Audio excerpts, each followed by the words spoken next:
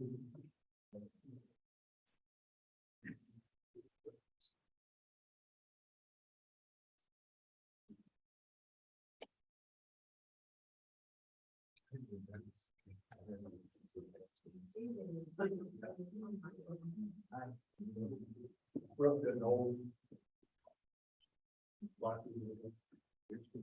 we're going to start here a little bit.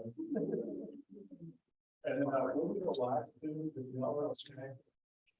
We're going to go over introduction details, a little bit about what they're in. You guys have been live, just so that way everyone knows each other and branch.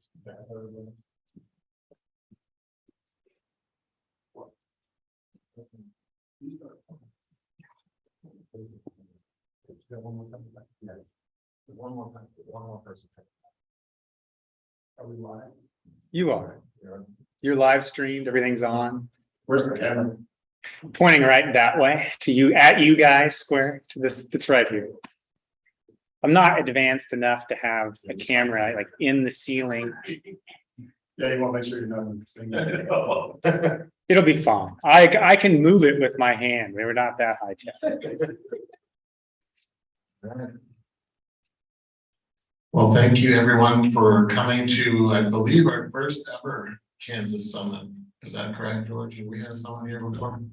But you had Koha last year, so that's good. Yes, the Koha International Conference is in last. Right. So we decided to just piggyback on that and copy them and cover Kansas. So we do about 3 or 4 summits a year, and we do these just to kind of engage with our current partners, our potential partners, and in this case, people that are just in the process of becoming our partners. Our core balance friends are here, and so we've done them all over the country: Utah, Florida, California, New England. So we're in Kansas, and we're happy to be here. We'll let Bill take over. Oh, I'm sorry. There are people here who don't know. I'm Adam Brooks. I'm the Koha sales consultant for ByWater, and this is probably my 5th or 6th summit. Hey, good morning. My name is Bill Kessler, and I'm an Aspen sales consultant.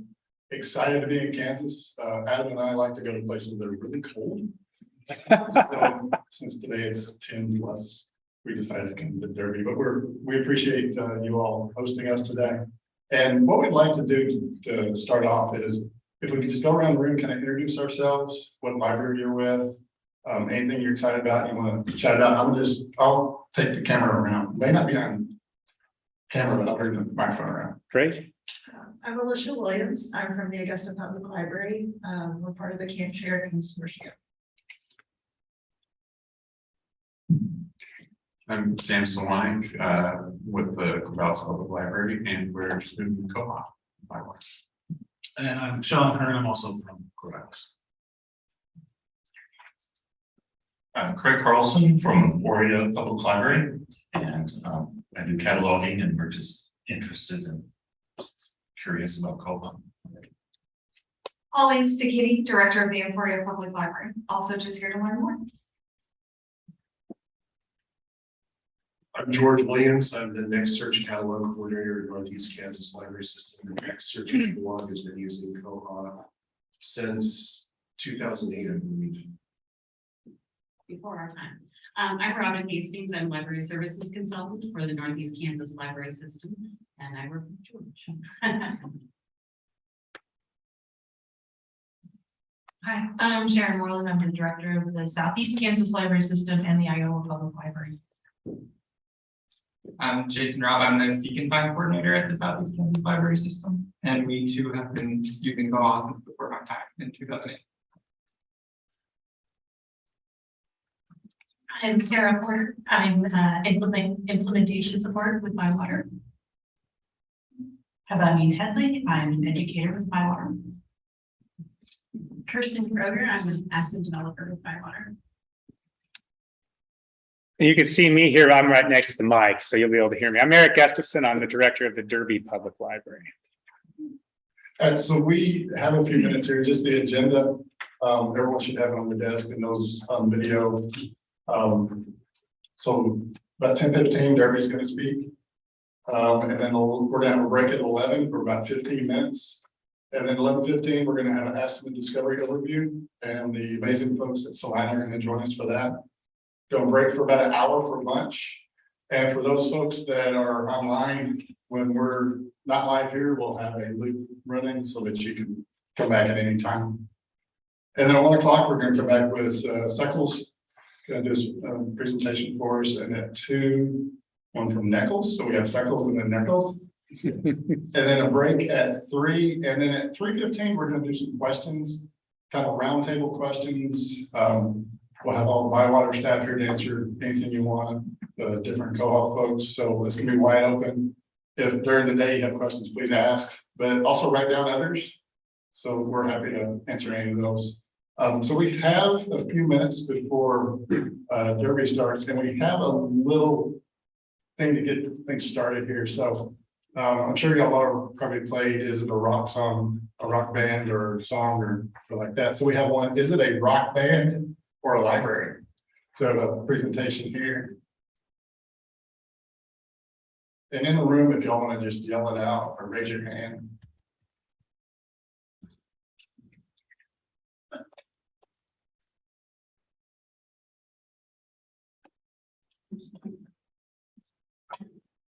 Library. That's a library. So Brewster's Ladies Library, rock band. So you say library? You're the person to say what it is. It is a library. That's interesting. So you get a mug. Just remember, we'll get about the mugs here in a moment. All right, so the next one. That's a band. Leftover salmon. Oh, that was good. Leftover salmon. It says it's a band. We got a lot of headshake. All right. It is a band. Hagen's Crossings. Library. I've got library. Maybe just something. It's a library. All right, next one. Hawthorne Heights. Ooh, we may have a. Sounds like a library. Anyone else? Any guesses from the peanut gallery? It's a band. Oh. It is the band. And by the way, the bands are the library's compliments of Jesse Zaro and Elise from ByWater Solutions that came up with these yesterday. With the band. Wild, WYLD, wild. The library consortium. You're correct, sir. I did not double check. I'm sure there's a band called Wild. There has to be. But yeah, they are the whole state of Wyoming. Los Gatos. Band. Place. Ooh. I didn't like the blow. That's all. You said band first, right? See what it is? It's a library. Did anyone get that? Okay. For the next one. Zula B. Wiley.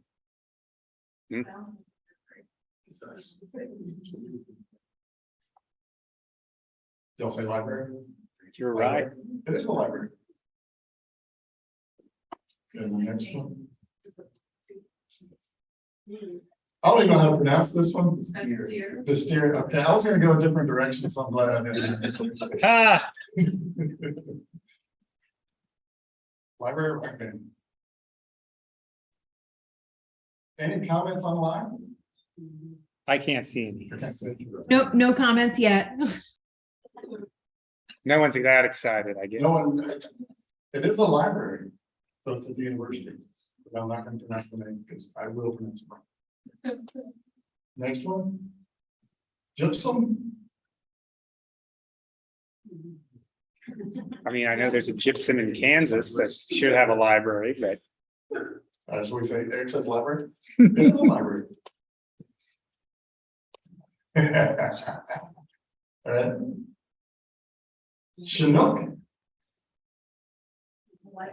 it's a library, I think. Library. I think it's also founded in the Washington. No, it could, it's a hop. Oh, So we threw the trick question in there. That was it. That was it. That was all of it. Cruise right through them. So I think we go 2 more months. Get one and then, or here it is. Yeah, let's get one more. Okay. So, any questions before we start? Any questions among the group for each other or anything?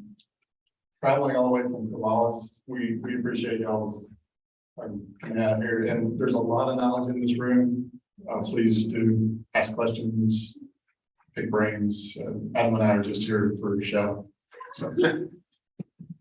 And then housekeeping, please eat stuff. We have tons of food and restrooms are right and right. And there's a library over there if you guys want to check it out.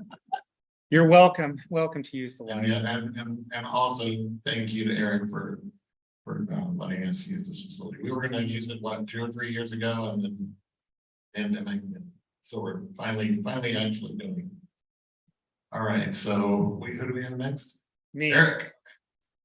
I get to be the guinea pigs.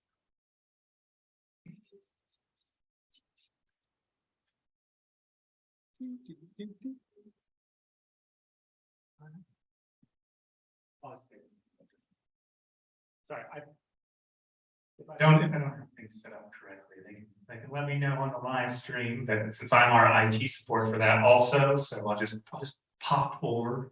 But I'm Eric Gustafson. I'm the director of the Derby Public Library. A longtime Koha user. I was part of NEKLS when it was NEXpress in Northeast Kansas, and Derby before we formed a consortium with some local libraries was on PTFS Koha for like, well, maybe 8 years. And I didn't have as bad of an experience as some people did because I'm a mean negotiator and they fixed a lot of things for me for free. But they did a pretty good job of taking care of us. So we were fine. I'm going to turn this volume down just a little bit. Otherwise, they'll hear me in the library, which is some people say why we installed sound masking, so my staff would know where I was. But anyway, so I'm here this morning to talk to you about forming a library consortium. We have 8 Wichita area libraries formed KanShare. It is you can see the libraries listed up on the screen. Derby is the largest, followed by Andover. So we have a city of over 25,000 to a city that's less than 4,000. So these are all metro area libraries. They don't, I guess, El Dorado, you were stretching it to say Wichita metro area. But there's absolutely no reason it has to be geographically to the Wichita metro area. These were just the people we could convince to be guinea pigs. So you can kind of see how we're spaced in the Wichita area there. And this is the long project's timeline of creating a consortium. So, it started with the discussion. We had some group meetings with interested libraries. We also had, we've kept recruiting. So we had a 3-person kind of core group. Shanna Smith-Ritterhouse, who's the director of the Mulvane Public Library. This is her presentation, 90% of it. So I would like to thank her for sharing it with me so I didn't have to recreate it as we did this presentation at KLA in 2021. And then Tom Taylor, who's the director at Andover. So Tom and I actually talked about this initially in like 2014, but Shanna was the person who was neat enough to make us actually do something about it instead of just talking about it. So she deserves a lot of credit in how a lot of this came about.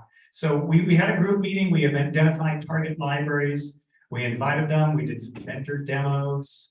We had a little debate on who we were going to have. We got a logo. You can kind of see the timeline there. And I'll go through it in a little more detail here through the rest of the presentation. So as Shanna said, great idea starting parking lots. I'm sure we had a SEKLS meeting and we were standing by our cars for 45 minutes after the meeting like you do before you go home. And Tom and I were talking to Shanna about this consortium idea we had. We're close. I don't have a lot of space on my shelf to add new items if I can't read old items. Like, what if we all created a sharing consortium so we could work together in collection development and share patrons and share items? I had a lot of experience with that coming from Northeast Kansas library system, so I knew how it worked theoretically, and I knew what worked well there and what I liked and what I didn't like. So there were definitely advantages of having that background, but it was definitely a different approach to creating this. So one of the things that's a little bit unique about us is that we are not affiliated with a regional library system. We are a completely independent consortium that we can take on whoever we want. That also means we can reject whoever we want. So I'm under no stipulation of saying, well, you really want to join, I'm going to have to make this concession for you. So we immediately established kind of 3 deal breakers. If you weren't interested in these things, then you weren't really interested in being part of the consortium. So one of those is being on the courier. A sharing consortium won't work if you're not on the courier. The second one is a little bit of a stretch for people, and that's what's kept a lot of libraries from joining us. That's sharing everything. No local holds. Everything free and open sharing. Whoever puts the book on hold first, who's ever patron, they get it.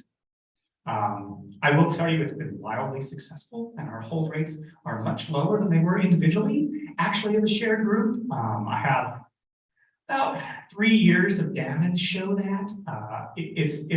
It's really worked really well. But that was the biggest hurdle to recruiting folks. Then one card access. So the great part about that is it's easy for your patrons to move between libraries. The bad part about that is all the double dippers who, got debarred at one library and moved to another one, and we had to reconcile all those. So those are the things that you think about, because people would drive a long way to not return their items from their initial library. I'm just saying, you've learned these things. So you can see some of the benefits that we have, kind of our group vision. Sharing the catalog. We don't have any customized individual library catalog interfaces. One library card. Definitely a larger variety of titles. Derby is a library that was established in 1958. So let me tell you that a lot of older titles that people have in their collection, I don't have, because we were a very tiny town of 5,000 to 6,000 people, and Derby didn't really grow until the 80s and 90s. So I have a ton of new items. I get a ton of new items every year, but I don't have the same collection depths that some of the established libraries have. The great part is some of those smaller libraries or other libraries don't have access to the breadth of new materials so I buy a new critically acclaimed book that 3 of my patrons or 1 of them is going to read, and every library in the consortium benefits from that, even though they might not have been able to buy it for their library. So the courier is great. You can't do anything like this without a way of moving materials. I was not willing to start a van delivery service or anything like that. So it really facilitates. Your courier drivers do get slightly irritated when they bring you like 8 tubs of books. They're like, I can't fit anything else in my van, and I don't get paid that much for this stop. I'm like, I didn't negotiate the contract. I'm sorry. We have to pay our volume surcharges, but it's not that bad. Well, mine's pretty bad, but it's okay. I budgeted for that. So, and the other thing, of course, is just being able to drop anything back at any location.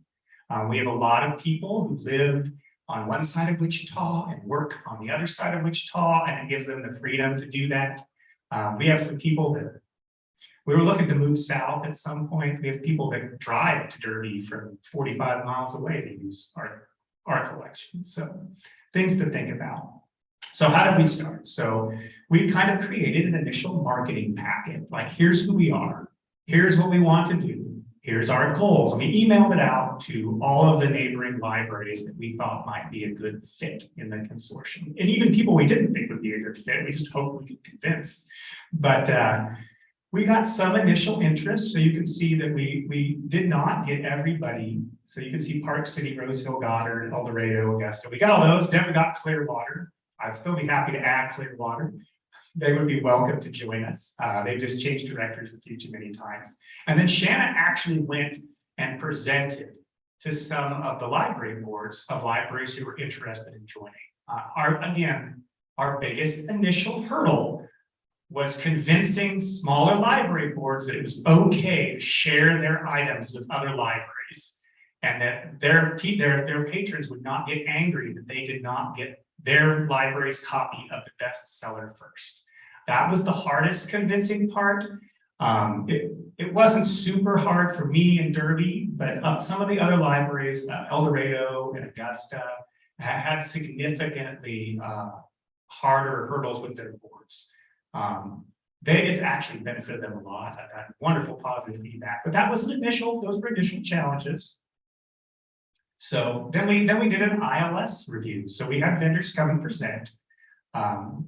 We ended up with Koha ByWater. I obviously had a lot of Koha experience, and I know that it is very well suited to running a consortium. But we wanted to make sure we gave everybody a fair shake, so we had Cersei Dynix come up, and they presented to us. There are a lot of slick features. But you'd ask them about consortium, and they would say, "We can make something work." I'm like, "Oh, that's great, but we need something that actually works." Polaris at the time was going through a huge merger with III, I think. So that ruled them out. And Apollo just was not quite robust enough for our needs. It did come down to Koha ByWater and Cersei Dynix. And to be honest, the bids on the initial contracts were almost the same.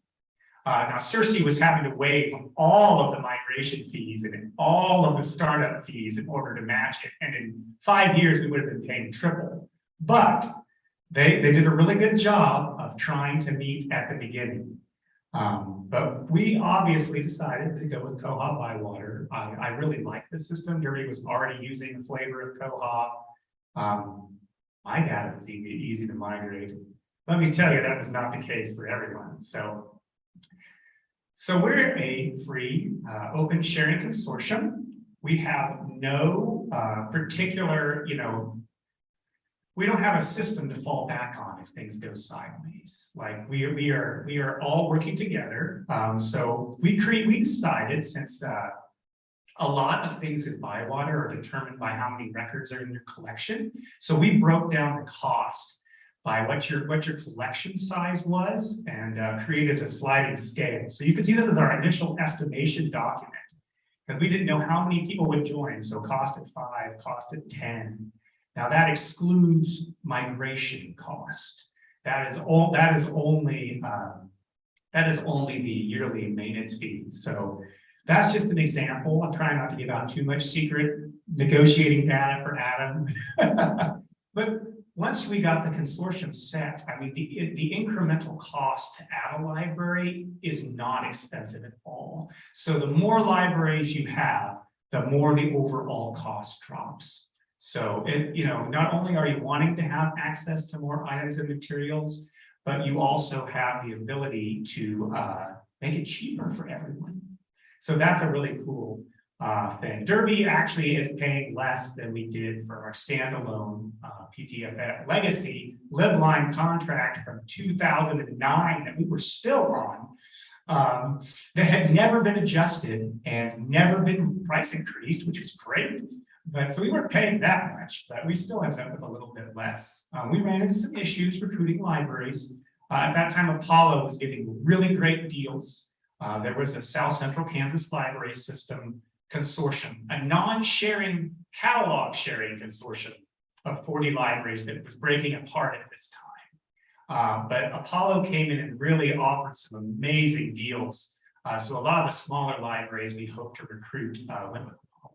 So, I mean, that's almost free for some of them. I can't compete with that. So we were trying to figure out, so how are we going to make this work? I don't have a system to hold the contract. So Derby's the largest library, and we already had the budget flexibility to do this. So we're the primary contract holder. All the other consortium libraries have an MOU with Derby Public Library, and that outlines the requirements. You have to give a year notice before you leave. just so we can get things straightened out. You have to be on the courier, you gotta pay me based on the schedule that we all agreed on. I didn't get a lot of pushback on that, to be quite honest. Nobody else wanted to figure it out. And the other thing is that we meet quarterly. So every quarter we have a directors meeting of all the participating libraries. Most of the time, all the directors are there. Sometimes people skip, especially at the smaller libraries. It's really hard to get away when you have 3 staff. But we try to, they're normally Tuesdays at 10 or 1, sometimes noon if we want to have lunch.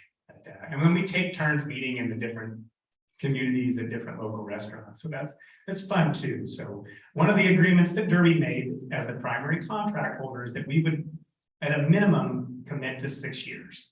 So that's our initial 4-year contract term plus our 1 renewal that everything that we negotiate plus 1 2-year renewal.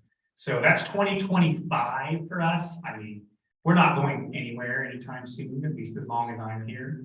And it appears that I'm not going anywhere anytime soon. So my family really loves Derby, so it's pretty awesome to be in there. So it's like a 1-page MOU. A lot of it is structured on some MOUs I have from the state library. I got some documentation from SEKLS SEKLS. And I got some documentation from some of the big statewide sharing, digital sharing consortiums in Ohio. So those were some of the things that I kind of based my MOU on. It's pretty simple. So there were some additional costs. So the KanShare logo that we have, we're called KanShare. The only other thing I could find with that name was a Korean furniture company. So I figured no one was going to come after me for the intellectual property rights if I used it. So we thought we're in Kansas and we want to share our items. So that sums up things really well. Shannon had a friend who is a graphical designer. So our entire logo cost was $1,000. Some libraries did join the courier. So there were some libraries that were not on the courier. So this was an increased cost. However, for many of them, dropping their standalone catalog contract covered not only their Koha costs, but their courier costs too.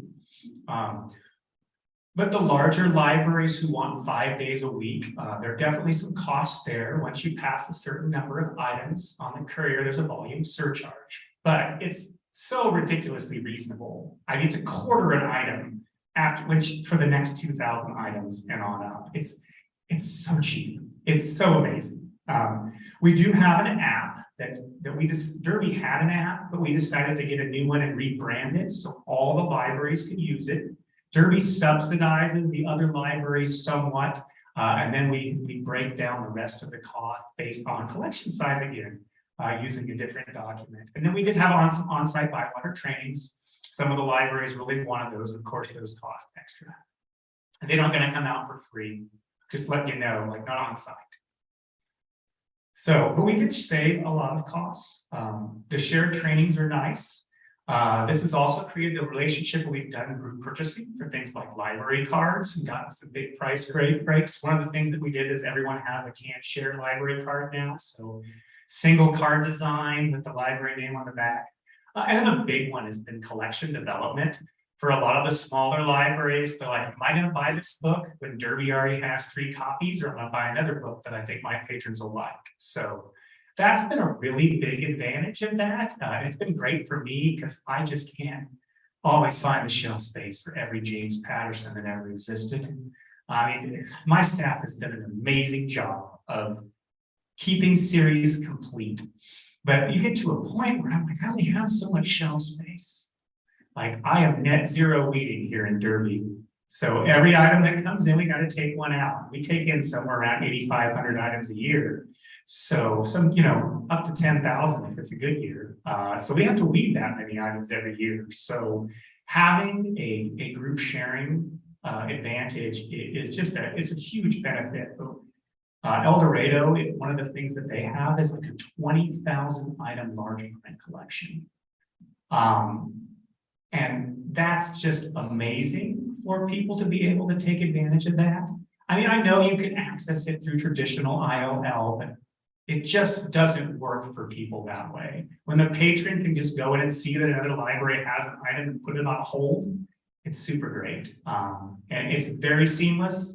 I will tell you that I was probably borrowing 300 to 400 items a year statewide for my patrons, and that's like 120 now.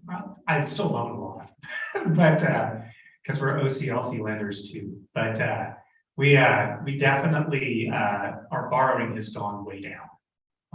We don't get as many traditional interlibrary loans in. People use the consortium to get their stuff. So it's been really nice. There's cost savings definitely there, especially the smaller libraries who couldn't afford very many traditional ILLs anyway. It's been great. So branding. So we tried to get ourselves promoted as a group. We did do some publicity campaigns to our patrons to kind of explain what was going on. You know, we put it on the catalog, we put it on the new library cards that I talked about. There was some social media branding, and that went pretty well. And people were still struggling a little bit, but they did get the hang of it. Woo. So you can see we're organized pretty straightforwardly. We do have basic bylaws that talks about the things I mentioned. How do you leave the consortium? How do we vote? You know, how often do we meet? Those are important things. There are 2 elected positions in the group, executive secretary. So that person takes notes and manages the meetings. So they manage the quarterly meetings, and that's Shanna. And then we have an ILS liaison, that's me, that me and Derby takes that role on. And so we manage most of the interactions with ByWater. I mean, obviously the other libraries can reach out to ByWater support directly if they are in a crisis situation, but about 75% of the time we can fix the problem quickly before it gets to ByWater, or they are asking for something that's going to involve a major system change that we don't want ByWater to make until we've had a chance to discuss it as a group. So we try to filter most of those transactions through Debbie and I, so we don't end up like, oh, you turned this functionality on. We're not really set up for that. Please turn it back off. So that has happened occasionally, but not very often. I'm pretty quick at catching things like that. One of the things about Koha is there are quite a few system preferences that are all or nothing. So when you're making a decision, you have to make a decision as a group whether you want everything that comes with a change or you just want certain things. And then sometimes you have to wait or put an enhancement request or things like that. I know I'm moving through pretty fast. So one of the things that we got to do with this, so you saw the basic stipulations, and Koha is super supportive. Every library can have their own circulation period. Every library can have all their own fining rules, but we decided to make it sense for our patrons, especially if they were moving between libraries. We should try really hard to sync up as many of our policies as possible. These were probably the fiercest debates that we had once we had come together, because I'm pretty relaxed about a lot of things, grace periods and how you can check out with fines. And some of the other libraries are like, well, they got a quarter fine, I can't check out. I'm like, we're gonna get there, guys. So I believe the Eldo radar director at the time, Christy Jacobs, many of you know her, she said, Eric, I read this book about the scale of pushiness, and you were like the pushiest person I know. So I took that as a compliment, and Christy's great. I love her to death. But I'm like, yeah, I know I've been leaning on you guys really hard, but trying to sync things up they wanted to do it. It was just the negotiations were difficult, but we did get, lots of libraries had age limits on items, the smaller ones, that went away. Lots of libraries had age limits on if you could get a card or not. That went away. We lowered the replacement cost of cards. Home libraries rules still take precedence. So we did checkout periods are all synced. The holds limits are all synced. The holds process, time on hold shelves, grace periods, fines, all of that was all synced up, which has been great. One of the things that we had to address is what happens when somebody pays for a lost item. You know, what happens when somebody pays their fines from another library? I don't want to be like, oh, you have to drive back to El Dorado and you can't check out today. So one of the things that we did is made a stipulation that we're just going to wash it. If someone pays for one of my items at Mulvane, take the money, it's fine, it's yours. We're not cutting checks back and forth. We're not accounting for each other. It's the only thing that we've had to do, especially with the smaller libraries. If someone pays for a Mulvane or a Goddard item here at Derby, we do let their collection development person know, which is part of our process anyway. And then we ask them if they would like us to replace the item for them. So I probably replace 5 books a month. That's not much. I just add them to my regular order and put a note from my cataloging department to just ship them on the courier to that library. It's very straightforward. The other thing that in this day and age we had to discuss was book challenges. So we agreed that any book that was challenged would be, and that's in the MOU, would be addressed to the library that owns the material.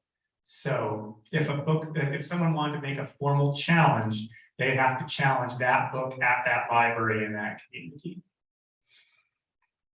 So, because obviously you wouldn't let someone challenge an interlibrary loan. These aren't the traditional interlibrary loans, but something that you have to consider when you're working on something like this. So we decided on a multi-phase transition. So we decided that I had an expiring contract. Well, I didn't want to renew my contract anymore. PTFS was really nice and extended it the 4 months I needed without making me sign a new year, and prorated it. They were really great. We ended up doing Derby, Andover, and Park City first. It was my first migration that I'd ever managed. And we were merging 3 collections. I think my cataloger about murdered me. As the first initial merge did not go super well, as we were bringing together a Verso autographics library, which was Park City, a self-hosted Polaris library who couldn't access all of their data in Andover. And then Derby, we were a Koha library, it was in the contract with PTFS, they just zipped me a full export, it was done, all my data was there. But the merging rules were also not as strict as I had hoped they would be, or they were too strict. We had a lot of stuff not merge. And I learned that in both Verso and Polaris, when you delete an item from the collection, it leaves a shadow copy of that data. So there were like 15,000 ghost items imported from Andover and things like that. Now, the cool thing about Koha is that I was able to batch delete those in 10 minutes once I had identified that the first day that they went live. So it wasn't a huge hurdle, but we did have a lot of issues with items merging that we've had to clean up a little bit manually. And my cataloger had spent 12 years making everything just so, and then it all blew up. But she stayed with me and waited at least 2 years before she retired, cleaned up most of it before she still speaks to me, I promise. It's just down the street, still uses the library. But that first migration was pretty difficult. It was also the first consortium migration I'd ever managed, so it was a learning curve. So the Goddard we kind of had to rush on because April was like, "We want to join. I need you to have me on in 4 months." All right, we can do this. So we brought Goddard on, and their migration went much better. I sat down and with her one-on-one, and we did a lot of that. And then right when the pandemic hit was our next migration. So that actually went really, really well. The merge went really, really well. We had better data. We understood what we were working with. I had at that point modified the matching rule, so everything merged correctly. So there was a lot of the problem with our matching rule is that a lot of libraries put text in the O20 mark field, and that was blocking records from merging. We were one of them. That was just how Derby had always cataloged their items. But the format, HRD for hardback or PDK for paperback. So I had to relax the matching rule to make it work. And I don't think we ever had anything matched that shouldn't have. Well, except for Park City, because they put DVDs and books on the same record. anything that had the same name, even if they were different books, they were cataloged on the same record. That was fun to see.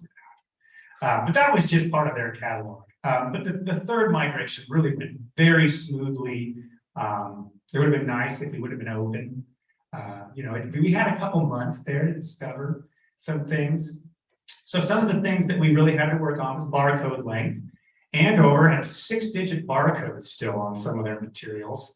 And I'm like, guys, we need unique barcodes. So we had to explain figuring out collection codes and item types. Because we all kind of had to agree on the same language. If you want your patrons to be able to search, like, what are you going to call a picture book? Are you going to call it easy, juvenile picture book, juvenile easy, early reader? I mean, you have to decide on one language to make all of that make sense. So I think the first meeting we had for that was maybe 4 hours, the watermark. And I'm like, oh, I'm so tired. But I think we got it all hammered out. So now it's a lot easier. We have had some cataloging training since then, and we've tried to align our cataloging practices as much as possible. So that makes things easier too. I'm right on track time-wise. So in-person trainings, we had 2 face-to-face sessions, one in July of 2019 and one in February of 2020. I will tell you that the in-person trainings were great and we learned a lot. I will also tell you that Koha is very easy to learn. There is not a steep learning curve, in my opinion. It is pretty straightforward, and the interface is much more straightforward than a lot of the other systems. So for a lot of the libraries, we're like, well, we just figured it out. It only took us a couple days, so they really felt comfortable with that. We did have multiple data transfers. Everything's mostly cleaned up now, and we did have 3 different go live dates, as I already mentioned. So some of the questions are, what's the future of KanShare? So we're actively recruiting libraries as always. Winfield might join us at some point. We're not geographically bound by anything. We're not a regional system. We don't have to say we could be outside of our system. It doesn't matter to us. Do you want to share your items? Are you on the courier in the state of Kansas? If you answer those 2 questions to yes, that's definitely some potential there. I will say that some of our biggest concerned libraries are now some of our biggest components. They're like, my patrons just love this. They have no idea they can get so many books so easily. And there was some initial training to do about teaching people to put books on hold. But I had been at a small library, so I had some tips and advice. I'm like, well, you could print out little flyer cards when the new books come in and put them out for your patrons. They bring them up to the desk. I'm like, we can do things. We can work around this. And people are very excited about sharing. It's been a great experience. It's been a lot of fun. One of the best parts about this is that we all have an informal support group as library directors. We share a lot of ideas. When we're making changes, you have to talk about it a lot. We're entirely democratic, 1 library, 1 vote. Primarily the majority rules, though there is some convincing that goes into it. But it's definitely a different kind of process. But it's been a lot of fun. Like, I haven't heard a single patron complaint that, oh gosh, our books are somewhere else, I never get to use. That's not what happens. People are like, oh, you mean I can get this book twice as fast because another library has it on their shelf? The 3 people that were going to check it out at Rose Hill have already got it. Instead of that book sitting there collecting dust for 9 months, it's flowing around and filling holes. So it's been a great experience. I've gotten to know a lot of people a lot better. I've had to up some of my Koha skills. I'm nowhere near as talented as George or Jason. I'm a quick and dirty Koha fix guy. I write a quick and dirty report, make something work. I can do authorized values. I can do some cataloging. I can do the basic stuff. Stuff like batch item uploading is super helpful when you're cataloging. That's been a big, my cataloger's like, we have this with the old version of Koha. I know Koha does this. You have to figure out how to make it work. So there's been some things like that were fun and helped me learn. So I know that was a whirlwind. I only have 45 minutes and that's 35 minutes of it. Does anyone have any questions? Is anyone interested in anything that I have to say? Yes, Adam. So ours is Kapira. They keep getting sold, all the app companies. For the sake of the people watching online, we should probably repeat the question, because I don't think that- Yeah, so Adam asked what app we use for everyone, and it's Kapira. And rebranded to KanShare. We were able to do some individual customization, but most of it is a single app for everyone. Because a lot of these small libraries could not afford an app on their own. I mean, so it's nice to be able to have the group. There are times that Derby does subsidize certain things for the consortium, just because we want them. Some of the things that we're looking at Twilio for our text message notifications. So I got to figure out how much of that I have to subsidize to make it work. Yeah.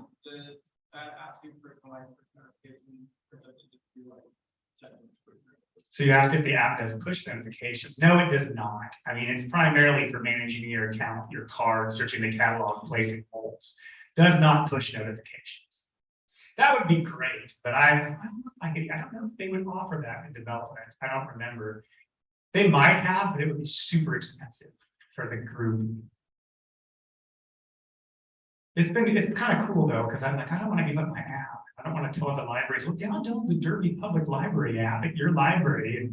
Because again, the goal of this is that it's about all of us together, not about one library for another. It's about, trying to decide what's best for our patrons and how we can give them the best service. Because I mean, I think as librarians, that's what we're wanting to do. We want our patrons to have the most access to materials. We want things to work as seamlessly as possible.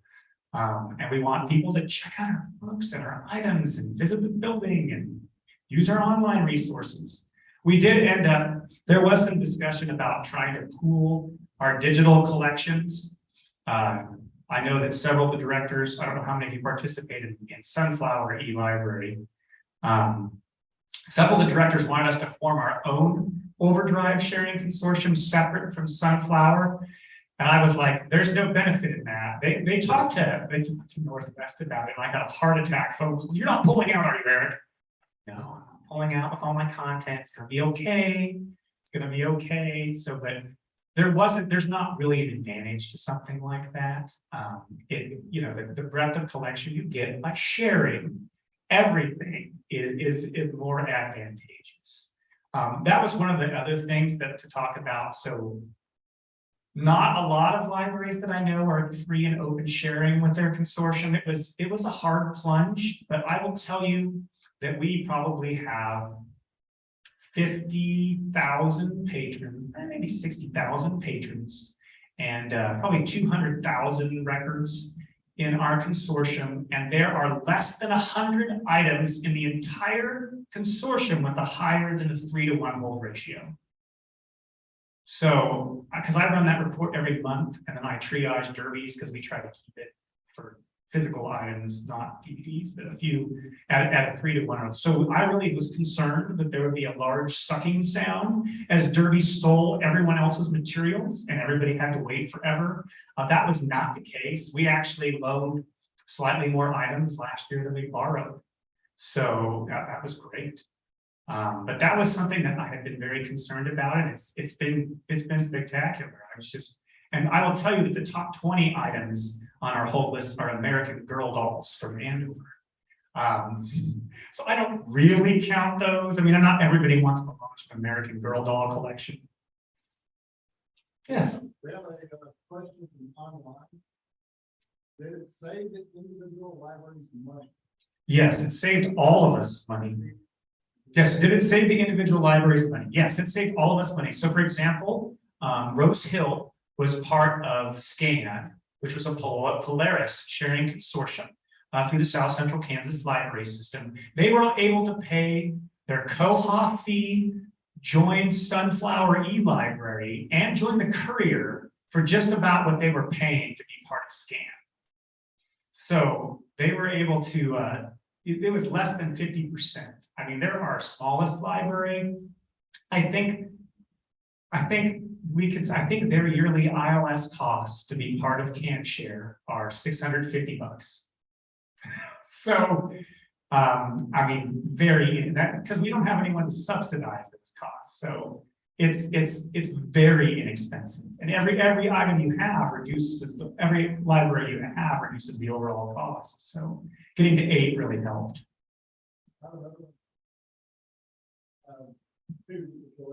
Yeah, no answer. Getting staff buy-in for change and also patron buy-in for change, just the overall new catalog. Getting staff buy-in for change and getting patron buy-in for change. So staff buy-in, that is hard sometimes. One of the things that I have found very effective with staff buy-in is being very clear in your objectives, and being very clear how it benefits your library, not only saving you money, but also benefiting your patrons.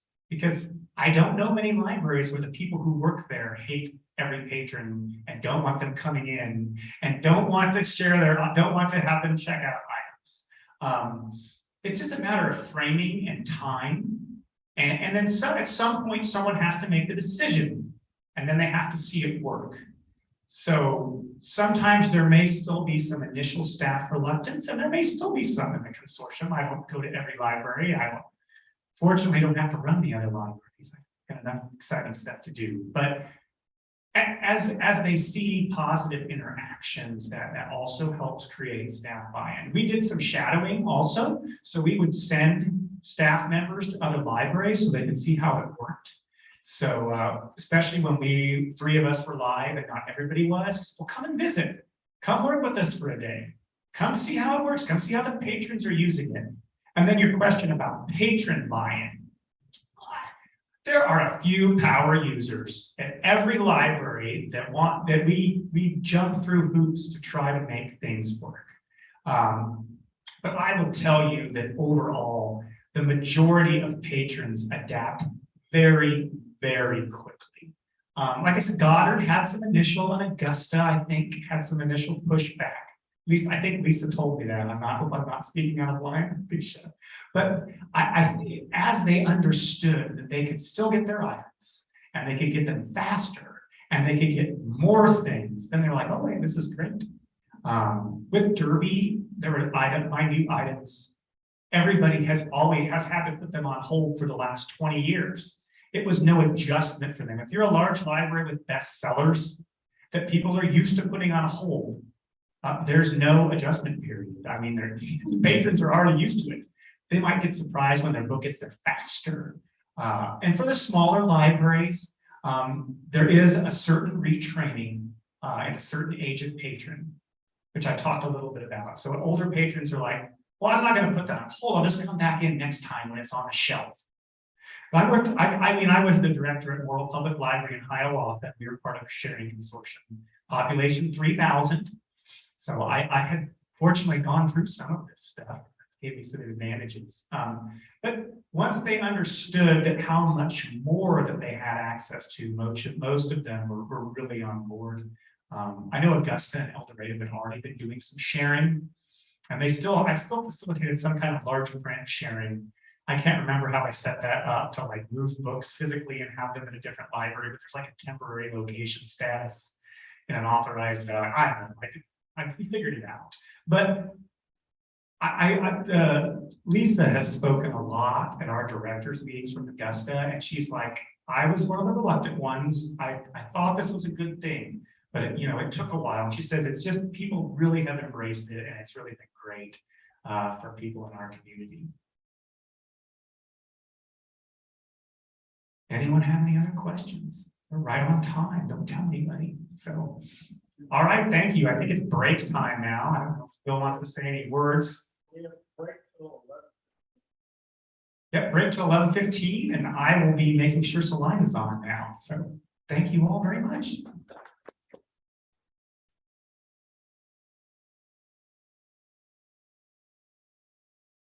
All right. Thanks. All right. Screen share runs things a little slower on the laptop. Yeah, just give me a second.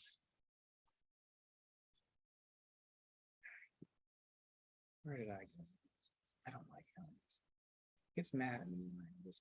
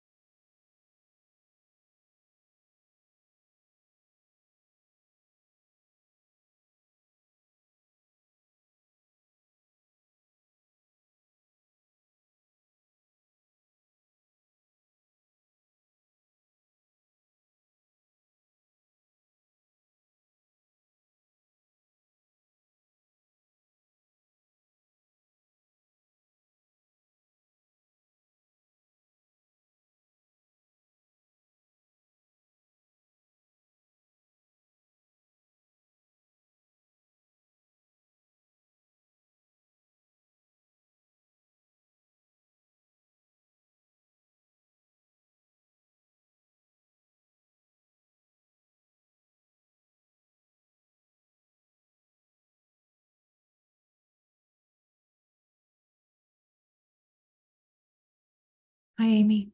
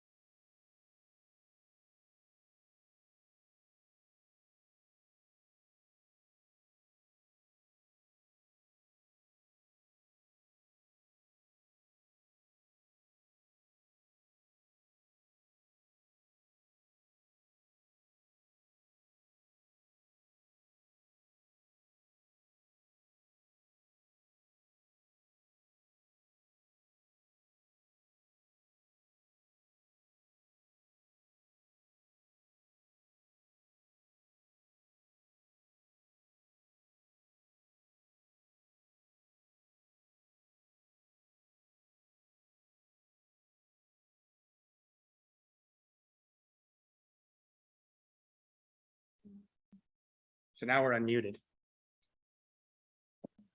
And then they can share their screen whenever they're ready to. Hi, Amy and Hannah. Are y'all able to hear me? Hello, I can hear you now. Hey, so if y'all would like, y'all can share your screen or we can just chat. So what I was thinking is you all go through chat. And then after you're through, I'll share our screen and I'll show your library and do an overview demo from there. If that's okay with you all. And then that way we only have to share once back and forth. Sounds good. Okay. All right, thanks a lot. And so we'll start here. Eric, are we good to start? Yeah. Okay. Jesse, you good to start? We're ready. All right, so thank you all. Welcome back for the next 45 minutes. The great folks at Salina Public Library are going to do a presentation for us, chat about their experience with Aspen Discovery. Can anybody hear me better now? Yeah. Nobody in the room knows Oh, that. okay. Probably fell in. So Amy and Hannah offered to share their experience with launching Aspen Discovery. And then after they're through, I'm going to share the screen and we're going to show Salina's Aspen Discovery site. And then also show a couple others and ask questions at any time. So Amy and Hannah, I'm going to turn it over to you. Hi, everyone. It's great to join you virtually. I'm Amy Adams, the Assistant Director at Salina Public Library, and I'm here with Hannah, who's our Head of Technology.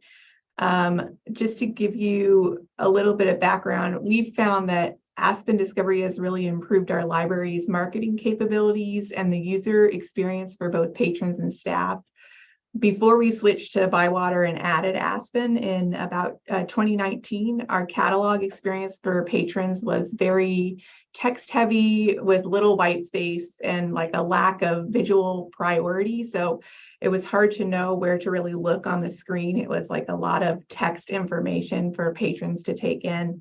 Didn't have that friendly user experience. So once we added Aspen, it's provided more of that user-friendly interface that gives patrons easily accessible options that more closely resemble what they're typically experiencing when they're browsing online. So it kind of leans into that typical experience for patrons to help them navigate our catalog. So I'm going to ask Hannah to talk a little bit about how Aspen has affected our patrons more specifically. Yeah, let me go ahead and share our catalog real quick so I can kind of show you as I explain. Let's see here. All right. You should be able to see what I'm seeing. Are you seeing our catalog? Yes. Yeah. Yes. All right. Perfect. All right. So, hold on. So within our catalog, as you can see, it's really spaced out.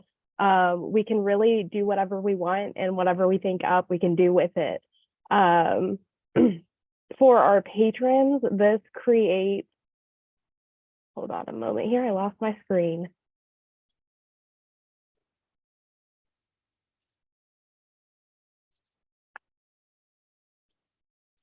All right, there we go.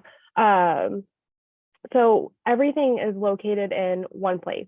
So what I mean by this is we have all of our physical materials, we have all of our e-resources from Hoopla, Sunflower e-Library, they can all be found within our catalog.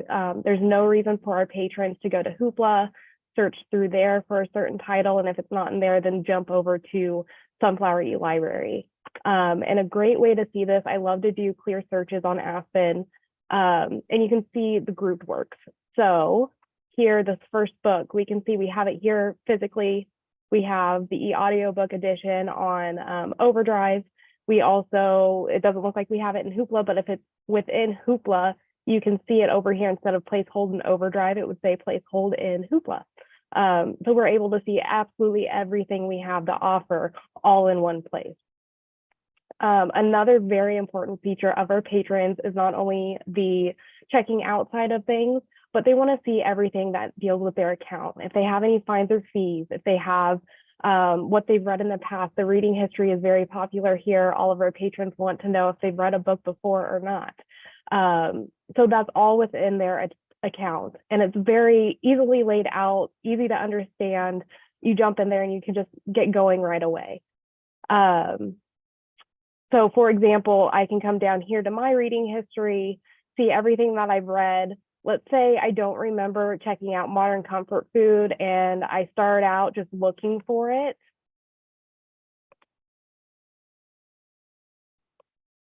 It's going to let me know that I've read it before in November of 2022. So I don't have to worry about reading the same book twice. Or maybe I want to, and I want to know the last time I read it. So there's that option there.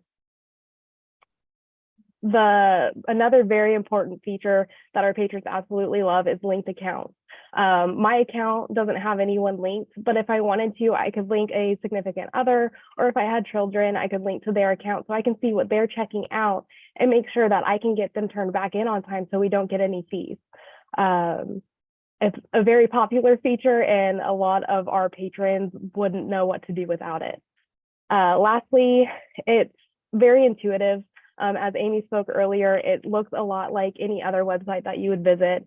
I normally frequent our Aspen gathering meetings, and that's one of the things that pops up all the time is how can we make it more user-friendly? How can we make it look like a typical website that they would visit, like a Target's website or Walmart's? How can it look like that so it's intuitive to the patrons? Amy, anything that I missed?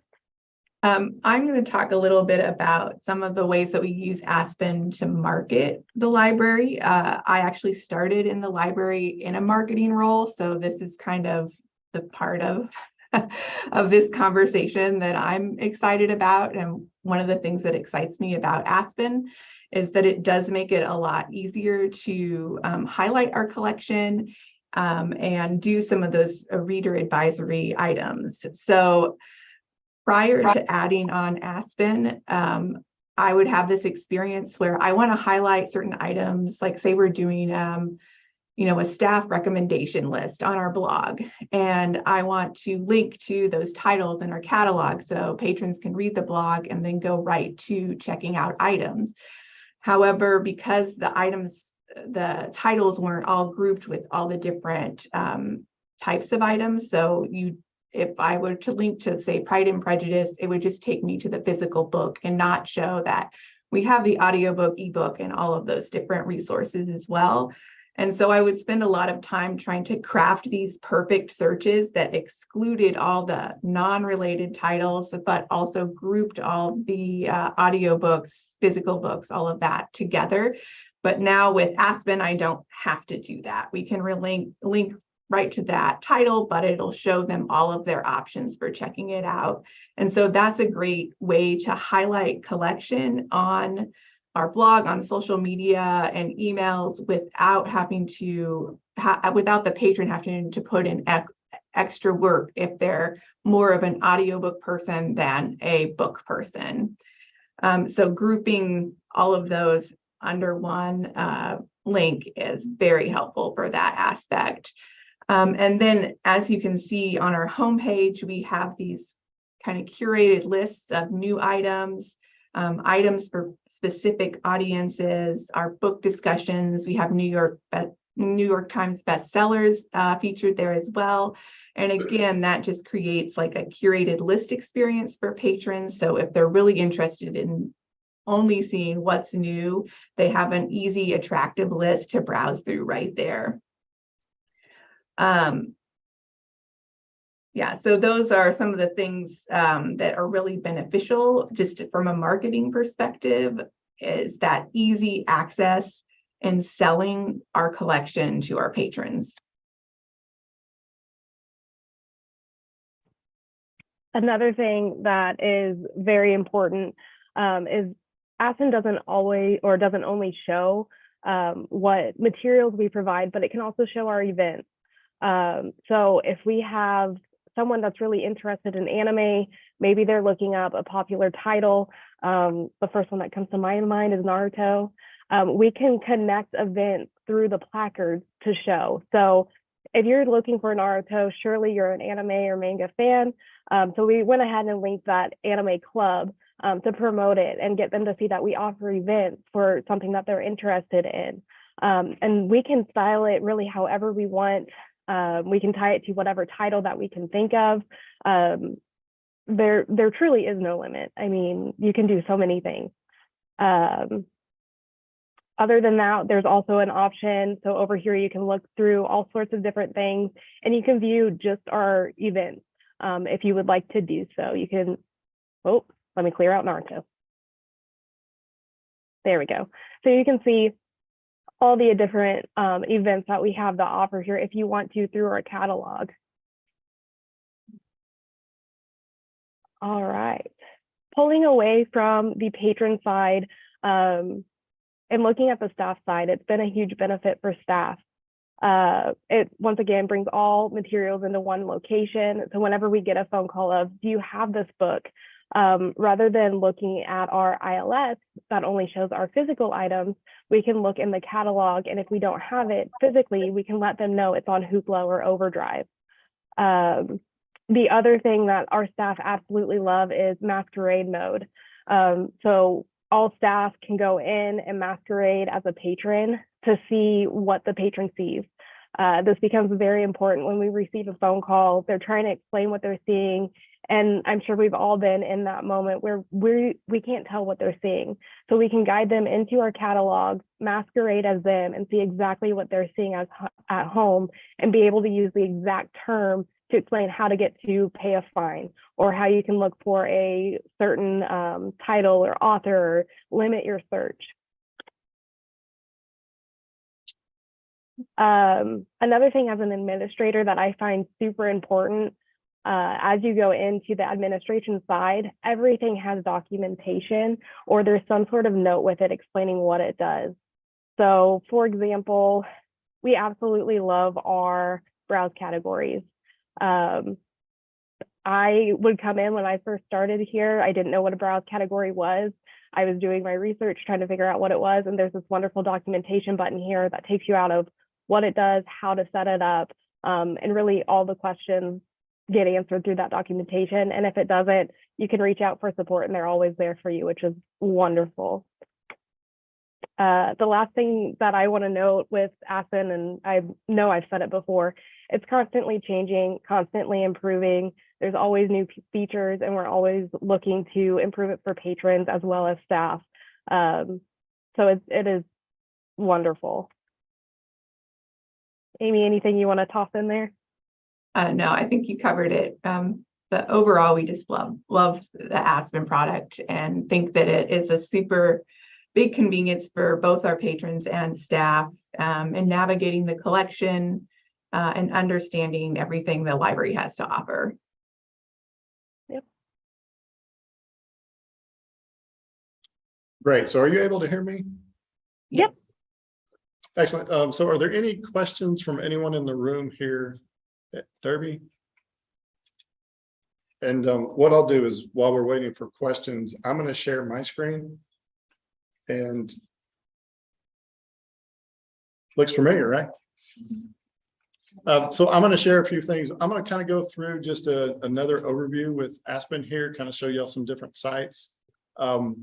Amazing what y'all are doing, Amy and Hannah. I show your site all the time. One of the things I like to share too is that the way that you all have matched the branding that you have from your website over to Aspen.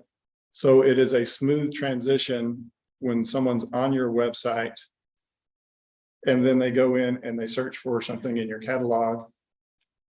And I'm going to do Harry Potter because it's easy to spell.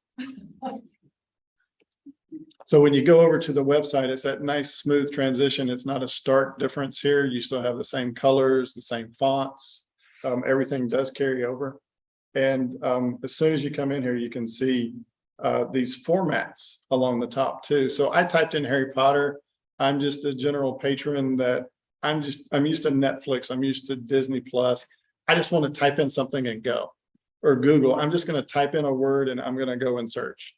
So I don't I didn't want the magic book. I want one of the books in the series. So when I typed in Harry Potter, my expectation is that I'm going to get Chamber of Secrets, Sorcerer's Stone. But then I have the opportunity here that maybe it's just the movie I wanted to see, or I didn't know the library had the movie. And now I can see that it is available. Audiobooks, ebooks. So I travel a lot, and I really wanted to go and look at just the ebooks. So now I can go in and see what's available. It's checked out on Overdrive, but available on Hoopla. So I can skip that line and go directly to Hoopla and check that out. I've seen some libraries that have Overdrive with dozens upon dozens of holds and checkouts on Overdrive, but then you look at Hoopla and it's available. So with Aspen and that grouped work or the Ferberization, you're able to combine all of that. And I can check this out directly from Hoopla. As soon as I check this out, it's going to be available on the Hoopla website, Hoopla app. Same with Overdrive, same experience. In addition, as I move down the screen here, notice under ebook, we kind of do separate these out a little bit. So you see that we have Kindle separated out. There was some confusion upon an initial launch of Aspen as to, am I checking out a Kindle? Am I checking out an EPUB? And if you check out the wrong one, it's not going to work on a Kindle, right? So through partner feedback, we did provide that and separate that out.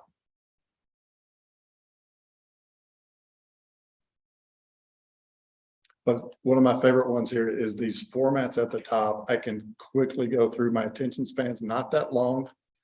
So I want to go in and find what I was looking for and move on. As I move down the page here, I searched for Harry Potter. We provide the Explore More about 2 selections down, and this provides the library the opportunity to be able to highlight collections that they have. So upon implementation, we work with you on integrations and indexing different sites. And on Explore More, you can see, I did Harry Potter, but there is a calendar event that I can go and view. It's also on a list. And so I could go and look at this list and then kind of further explore what's available in the library. And wow, Good Girl's Guide to Murder is with Harry Potter stuff.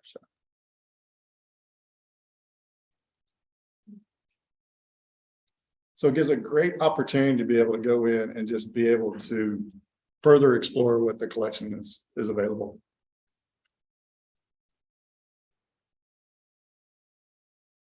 Now I have to call out my colleague Kristen on this. So she formerly at Salina Public Library, and as video games were being cataloged and everything, it's very difficult sometimes to find a video game and be able to find the PlayStation versus the other. So if I go in and say Star Wars Lego. Oh, there's a nice placard here for Lego. So you can associate different trigger words that will highlight things in your collection. And this is talking about the Lego Club. But you can see we have a Nintendo Wii here. If there was multiple ones for this specific one, they would all group together. So you can see the PlayStation, you can see the Switch, you can see all those together.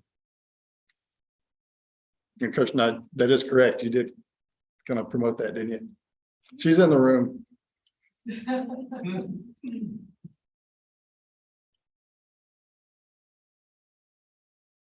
With the browse categories and making subcategories, it's very easy to be able to go in and highlight the different collections like Amy and Hannah said. So being able just to see the e-material collections and then further refine it for e-comments or creative bug. So be able to highlight those collections that aren't normally going to be searchable within the catalog. And if I go here to creative bug,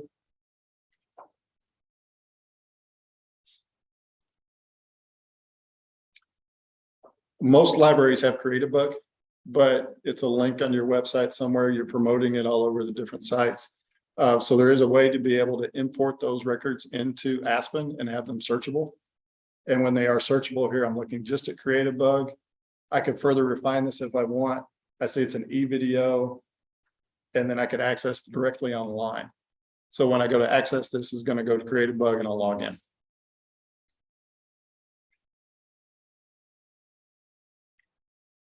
Just trying to see, I haven't seen any questions yet. Jesse, have they had any come up?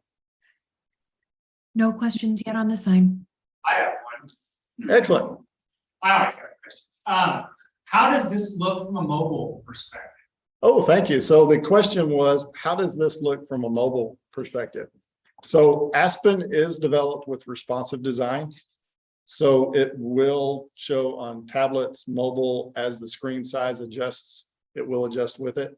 We also have a companion app that comes with Aspen that is called Aspen Lita. It's free to download. It is included with Aspen, so it's a fully featured app. I do have it on my phone for the folks here in the room. I'll show it. So you're able to see alerts. You're able to get push notifications. You're able to place holds. You can go in and see the verberization also. So you'll see if there's an ebook, the overdrive, all that from one search. So a patron can search on their phone with the responsive design, or they can download the app. Yes, another question. Will you have an example from a consortial environment or a shared catalog environment? Wow, I'm glad you asked. Is there an example from a consortial environment? Wow. Central Kansas Library System uses Aspen for the whole consortium. And I'm sharing this screen now. With Aspen, there's a couple of ways to be able to present it when you're in the consortium. You can have the consortium view where you go at Central Kansas and you search all libraries at one time. If a patron enters from a specific library, then that library can have their own branding. We can make it where it searches those items first within the collection. So you say the Central Kansas has Central Pathfinder here, the nice sunflower. If I go, and I'm picking a random one here.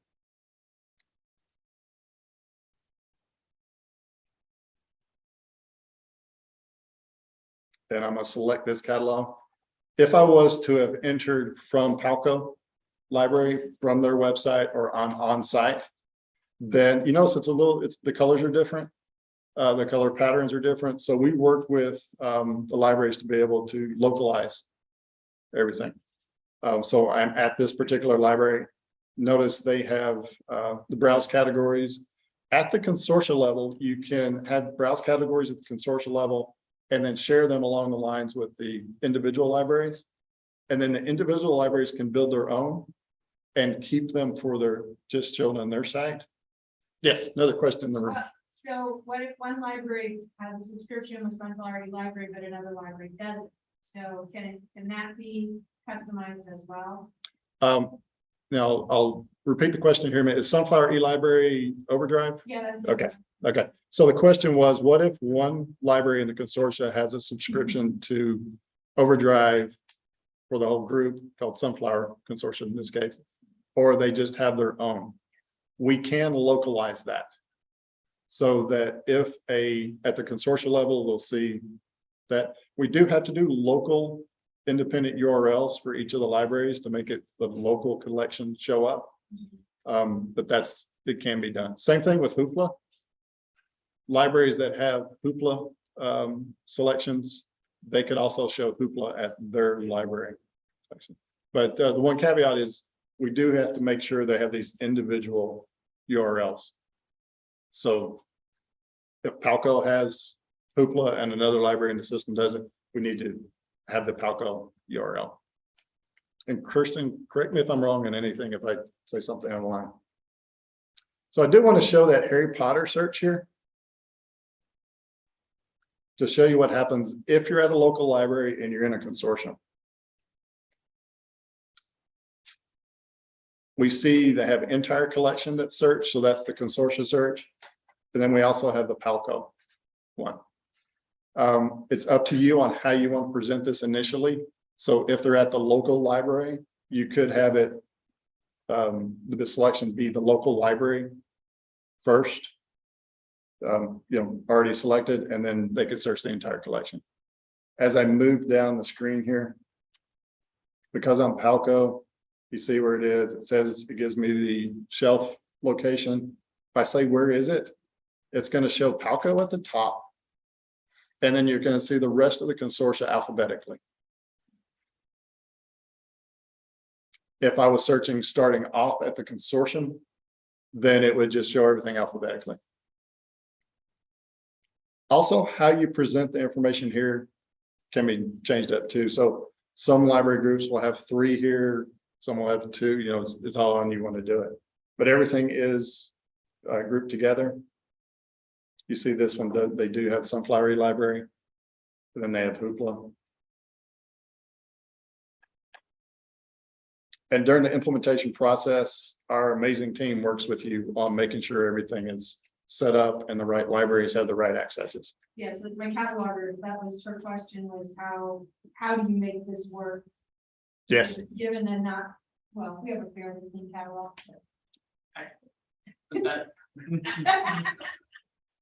So the comment in the room was, how do we make this work with maybe limited cataloging, maybe limited administration?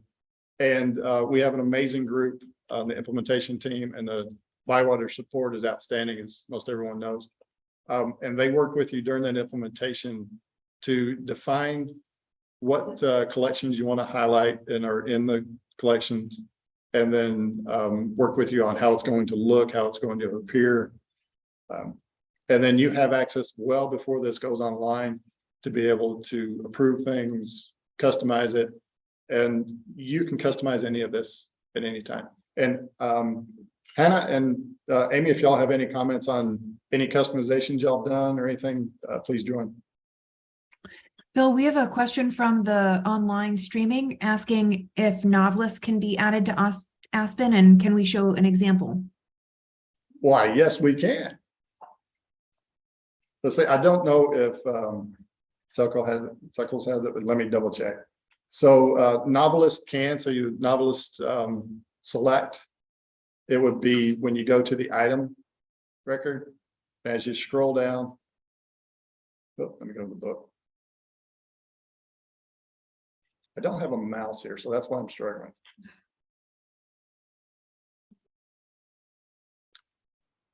As you move down the page, you'll see the table of comments. We have a similar series from Novelist. And if I continue, we have similar titles.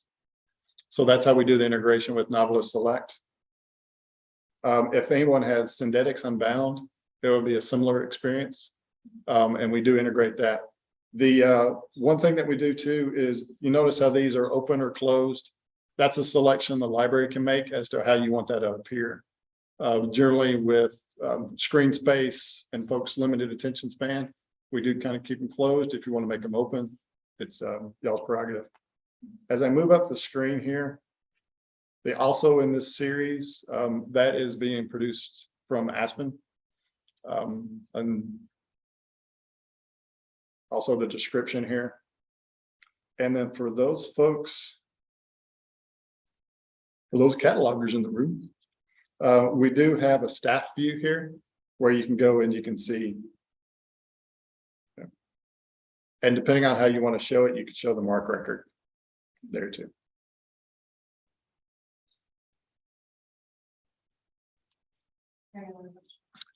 Another question from the room. Well, okay, so in a consortium, you know, you're scrolling 4 pages just to get through the fertilization before you get to the additional content.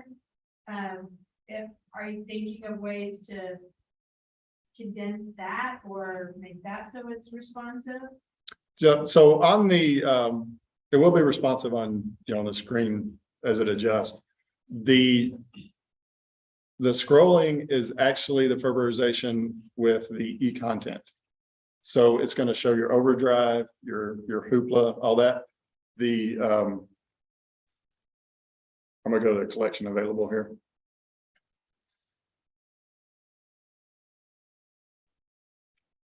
So you see how this game on tempting here.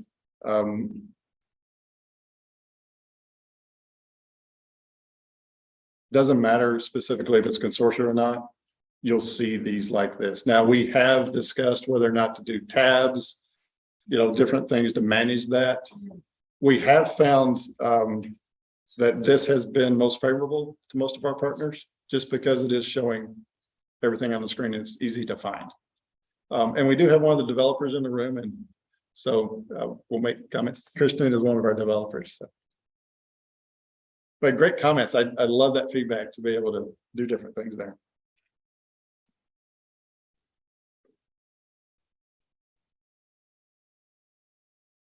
Before I move into anything else, Jesse, anything else online? Not yet. Okay, so I'm going to using Samwise. Anyone know why we use Samwise? The ByWater solutions thing or anything like that? Yeah, it's a token reference. So for those of you I'm not familiar with ByWater, our two founders love Lord of the Rings, and as they started to develop a company, they wanted to figure out a name. So they came up with ByWater Solutions, because ByWater is a shire in Lord of the Rings where people would go and share information. So a lot of the demos you'll see, we use Samwise, use different Lord of the Ring references. So I'm going to log in here, and I'm now on our demo site. So we've customized this, and I'm not going to say this to your computer, Eric. And you see the account features here. I can quickly see my checkouts, my overdues, my holds. We're also getting a recommended for you. So this is being, Aspen is producing this based off when you go in and rate things 1 through 5 in the stars, we'll start recommending selections for you. So when you place a hold, when you look at different items, you'll see recommended for you there. And I'll show you a couple of those. Question, could you put an event in the recommended for you? Yeah, the question was, can you put an event in the recommended for you? Not at this time. It's books from the collection. Okay. That's a, yeah. And Kirsten's over here shaking her head, so. Since I'm in here, the patron account, I did want to show you how we do group everything together here. So you can see everything you have checked out, the physical materials. If you have anything checked out on Overdrive or Libby or Sunflower, we also have API access with Cloud Library, Access 360, and Hoopla. So you would also see those here. And notice here, I checked out something from Overdrive. I can access it online directly here within Aspen. You can see everything you have on hold.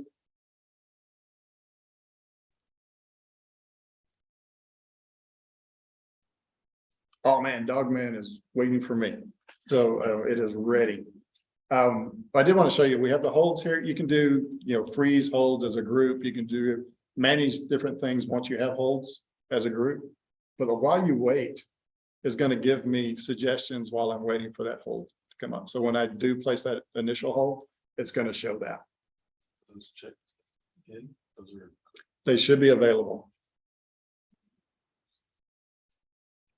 I said should because it should, hopefully it acts correctly. But there's some different things you can do here. Of course, I can see everything available. As I scroll down, I can resort this if I have a lot of them. I can cancel the while you waits here. For those of you all that have multiple branches and or in consortium and you allow the patron to be able to change pickup locations, we do allow that here. And they can come in and change it before it's trapped or. But that's a choice at the ILS level and the library level on whether or not you want to do that. As I move towards the bottom here, you can see if I was to select multiple ones, I can do group things here. So let's say I'm going on vacation, you can freeze holds and keep that position. You can see the position that you're in the hold queue. And by the way, that can be, if you don't want to show that, if you don't. If you're number 477, you may not want to. Material requests, there's a nice robust material request selection in here. So if someone does a search, they can recommend a title. We also have the ability to be able to limit how many they can a month. So they're not, you have someone that's going to abuse the system, you can go in and limit the number of requests they may make. If you allow it, reading history can also be shown. Patrons can go in and do personalized lists. There can be unlimited number of lists.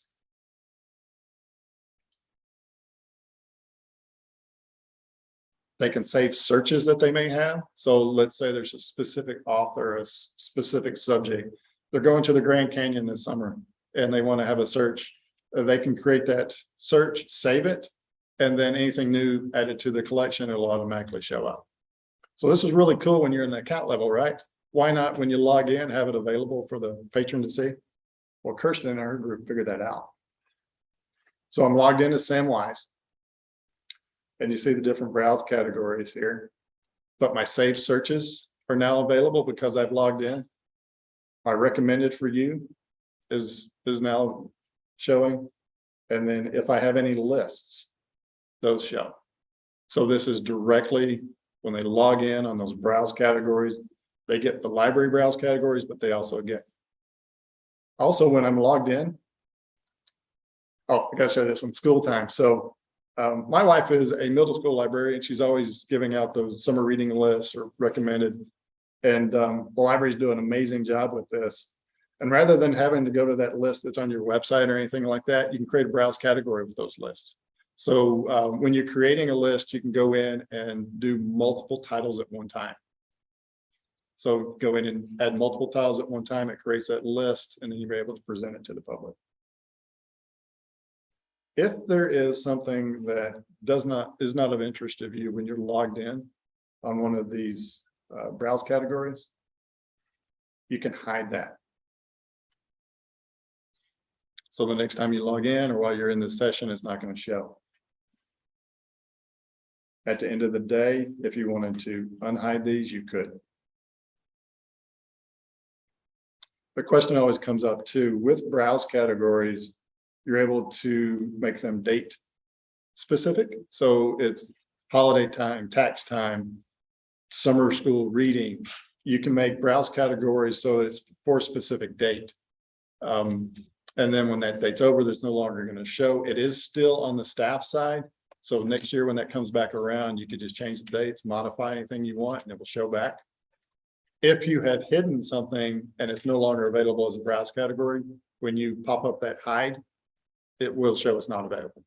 So they can't unhide something that's no longer available.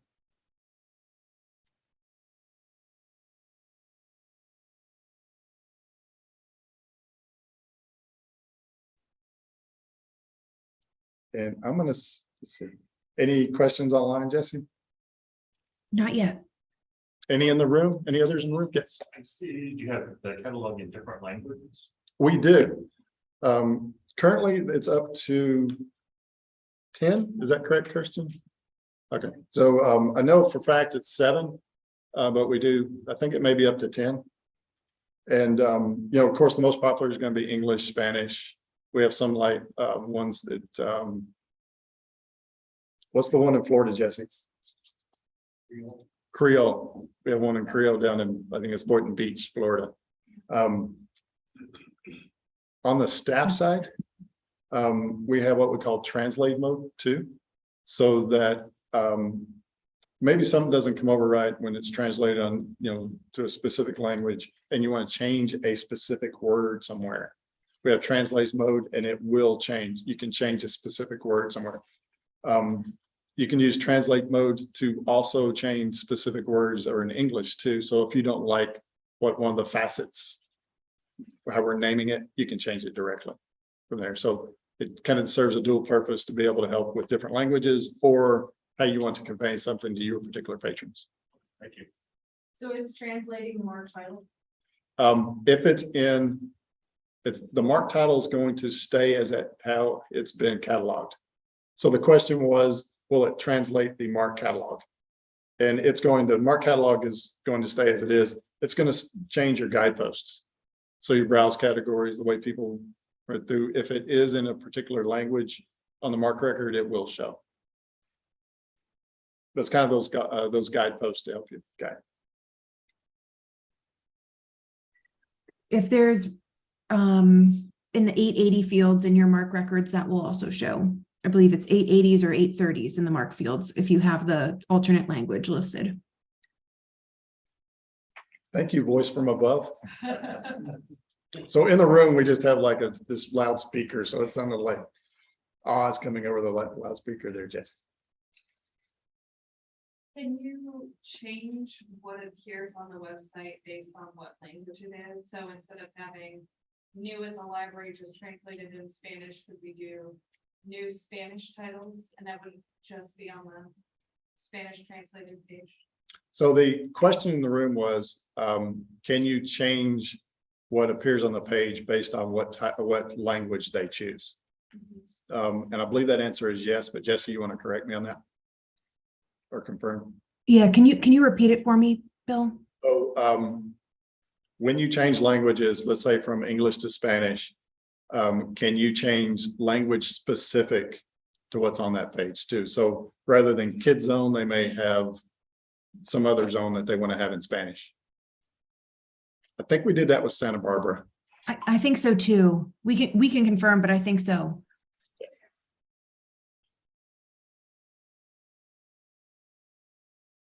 Well, let me go there.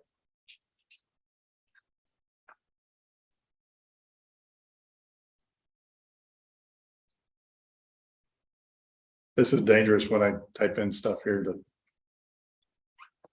I spelled it correctly. So I'm gonna go to their library catalog. So this is Santa Barbara, California. And one of the requirements so they have those system messages, you can push system messages out. They can appear on the top. Also, system messages will appear, you can do specific ones when someone's logged into an account. Library locations. So when someone logs in and they have a specific library that they're associated with, it will show those hours also. So with Santa Barbara, they had a requirement that it'd be English and Spanish. So if I go to Espanol,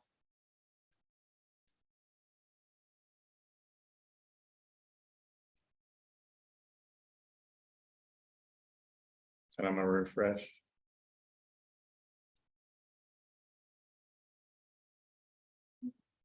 So you see, it does a decent job here as far as going through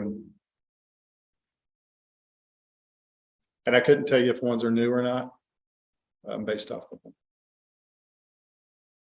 But it does give you those guideposts.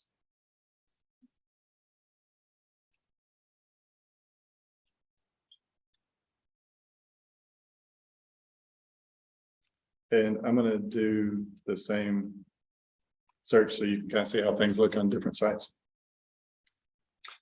Single library, multiple branch, I believe.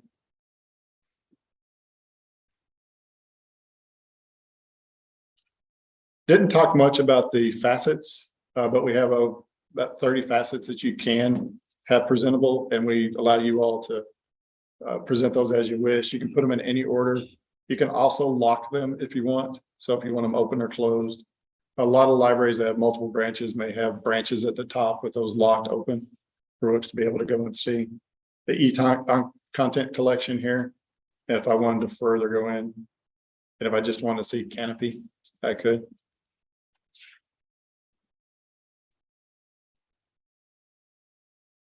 They do have history and archives, and I'm pushing right up on our time. You are able to incorporate other types of collections.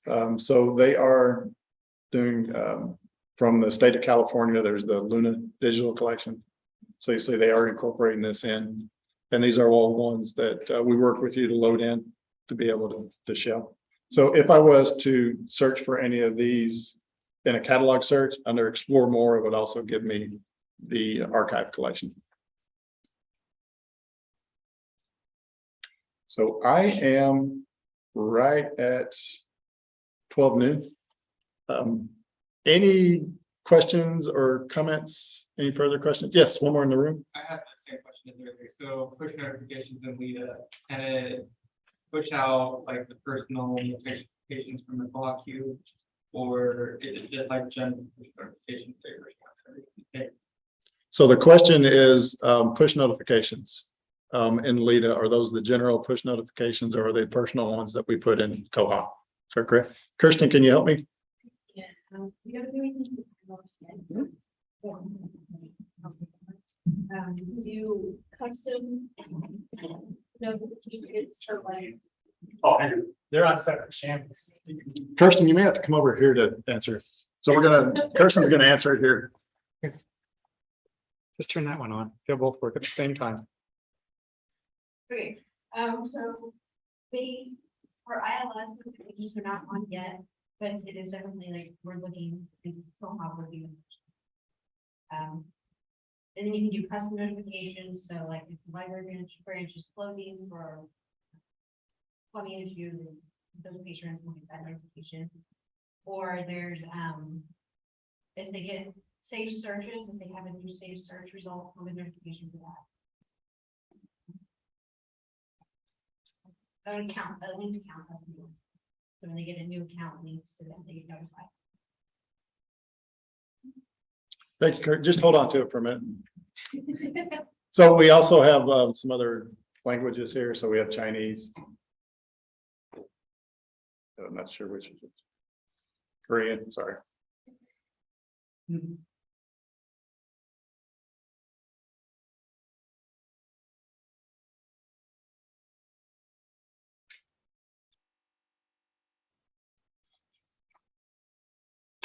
Well, I say that on the fly.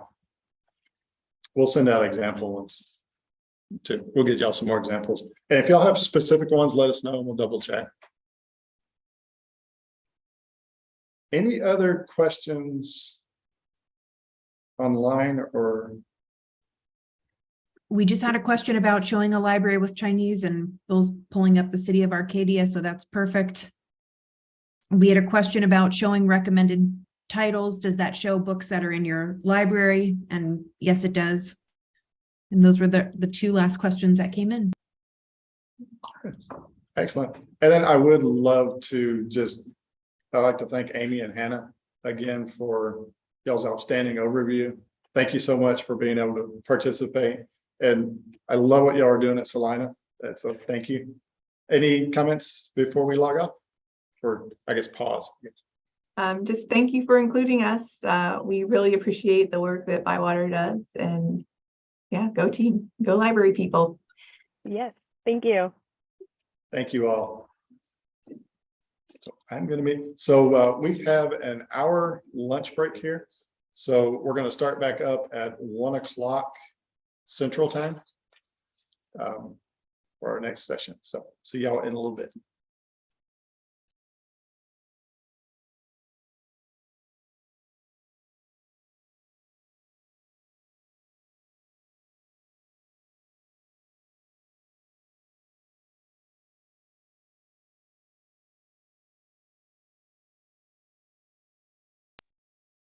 If anyone is there in the room, we had one last question come in. Sorry to. And it was, do patrons ever express missing the Koha OPAC? And I guess that would be more for anybody from Central Kansas Library System if you're in the room. They're not. Okay. Personally, I don't. I'm sorry, Overlord voice. We logged people off.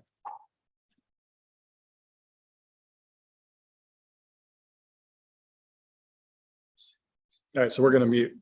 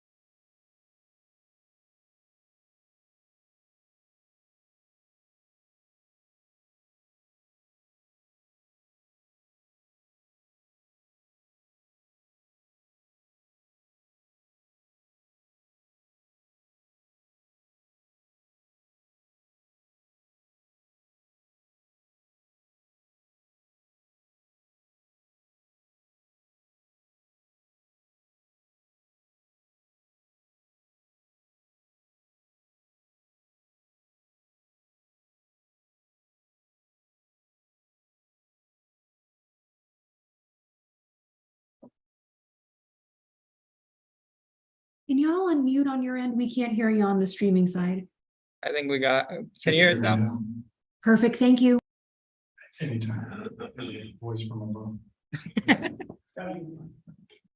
All right, so question for the group, and Jesse, you cannot answer, and if somebody types in online, let us know.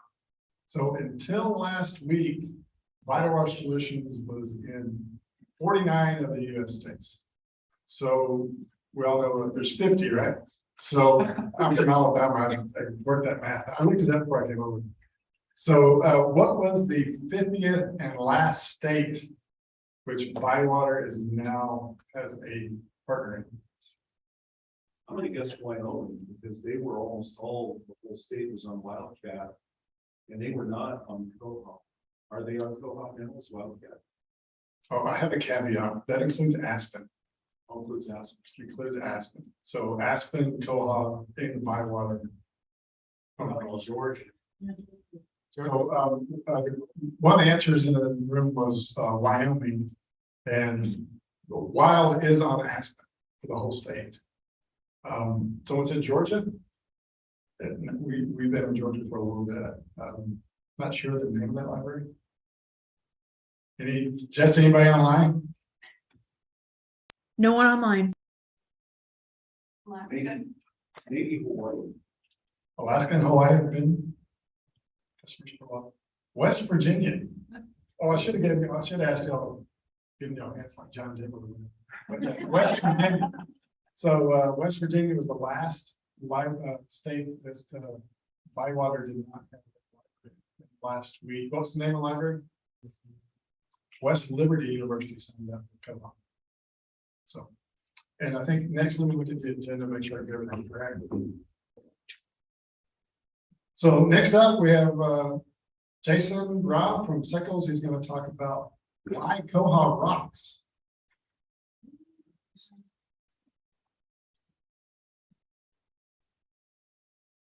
I guess I need to stand over. Anywhere between the two walls of stage. Okay. I see a pink line off stage.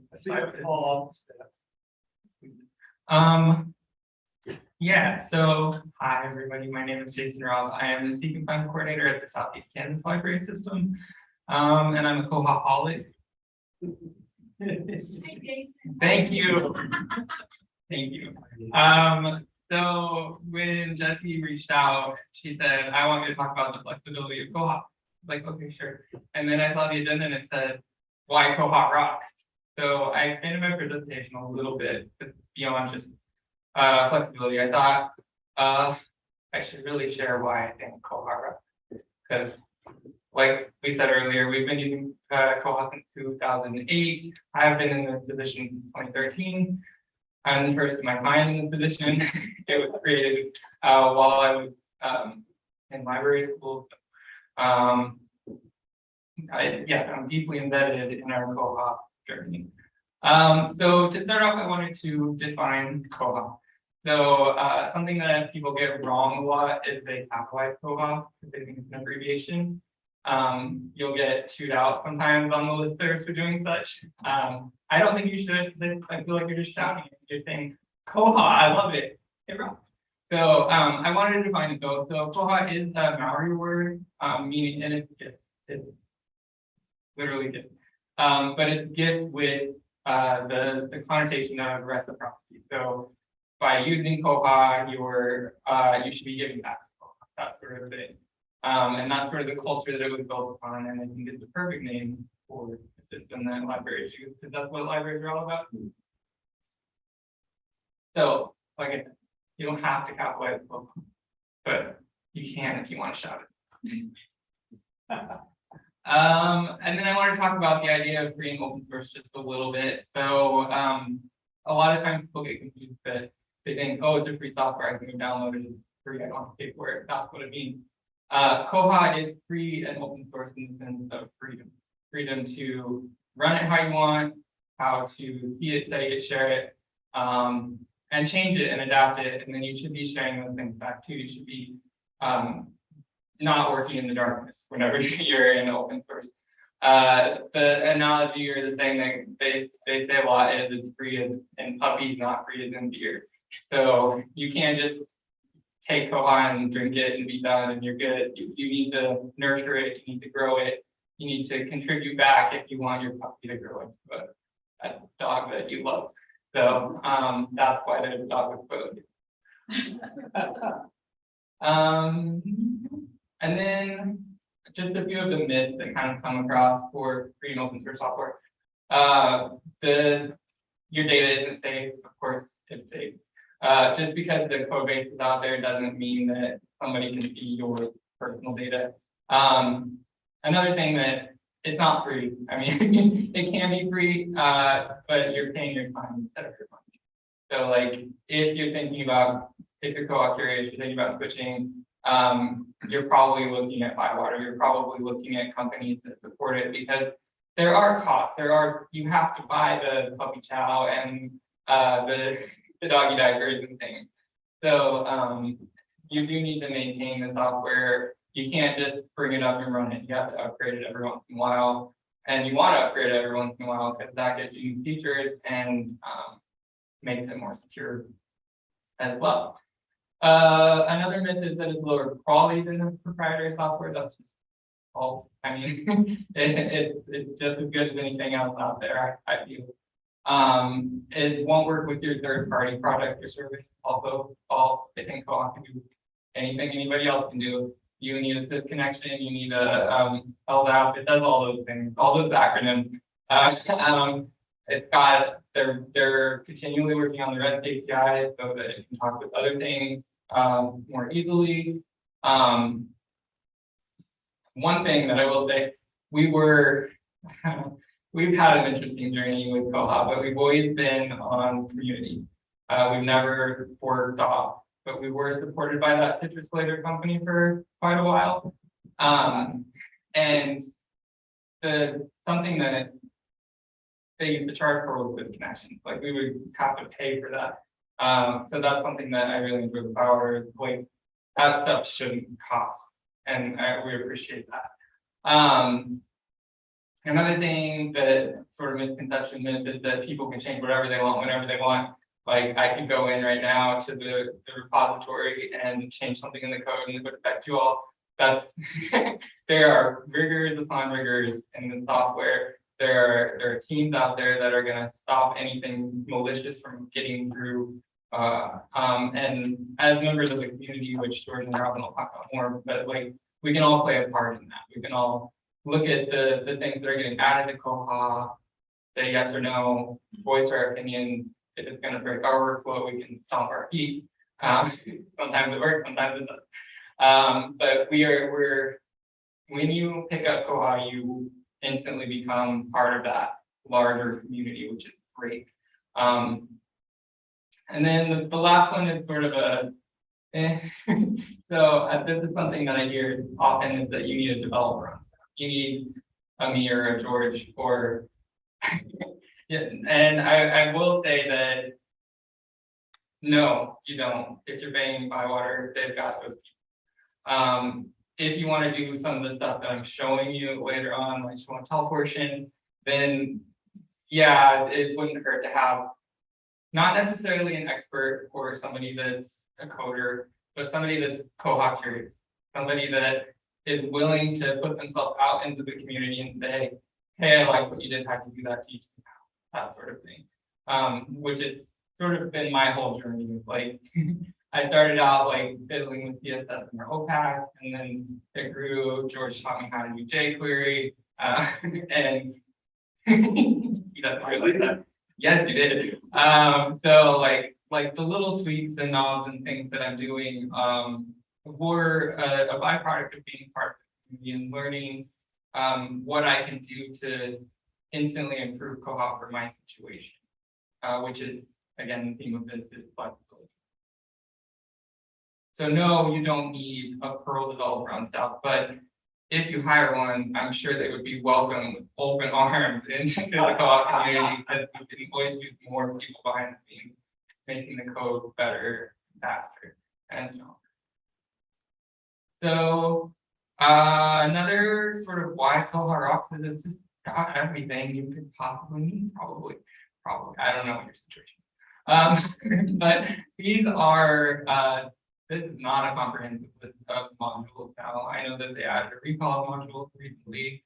But these are sort of the standards of what you see when you're browsing through the manual and whatnot. For us, I've highlighted the ones we do use and don't use. So just because they're there doesn't mean we need to use them. Did we test everything out? Sure. Serials wasn't fun for us. we're mostly public library consortium. So we've got 48 public, 1 community college. We've tested serials several times along the way. Like when we first started, we tested serials and it was funky and then it just added more work. We tried again like a few years ago to test it in-house, and it just seemed like it was more, it added more work than we needed to for our paper tracking systems. So so we don't use it. Acquisitions in yellow because we only use purchase suggestions.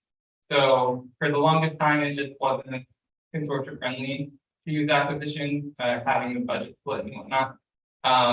So we've just never really picked it back up. But we do love the purchase suggestion portion of that, and all of our libraries use that and manage.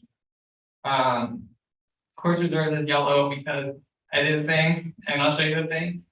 We don't use it in the way that you're supposed to use it.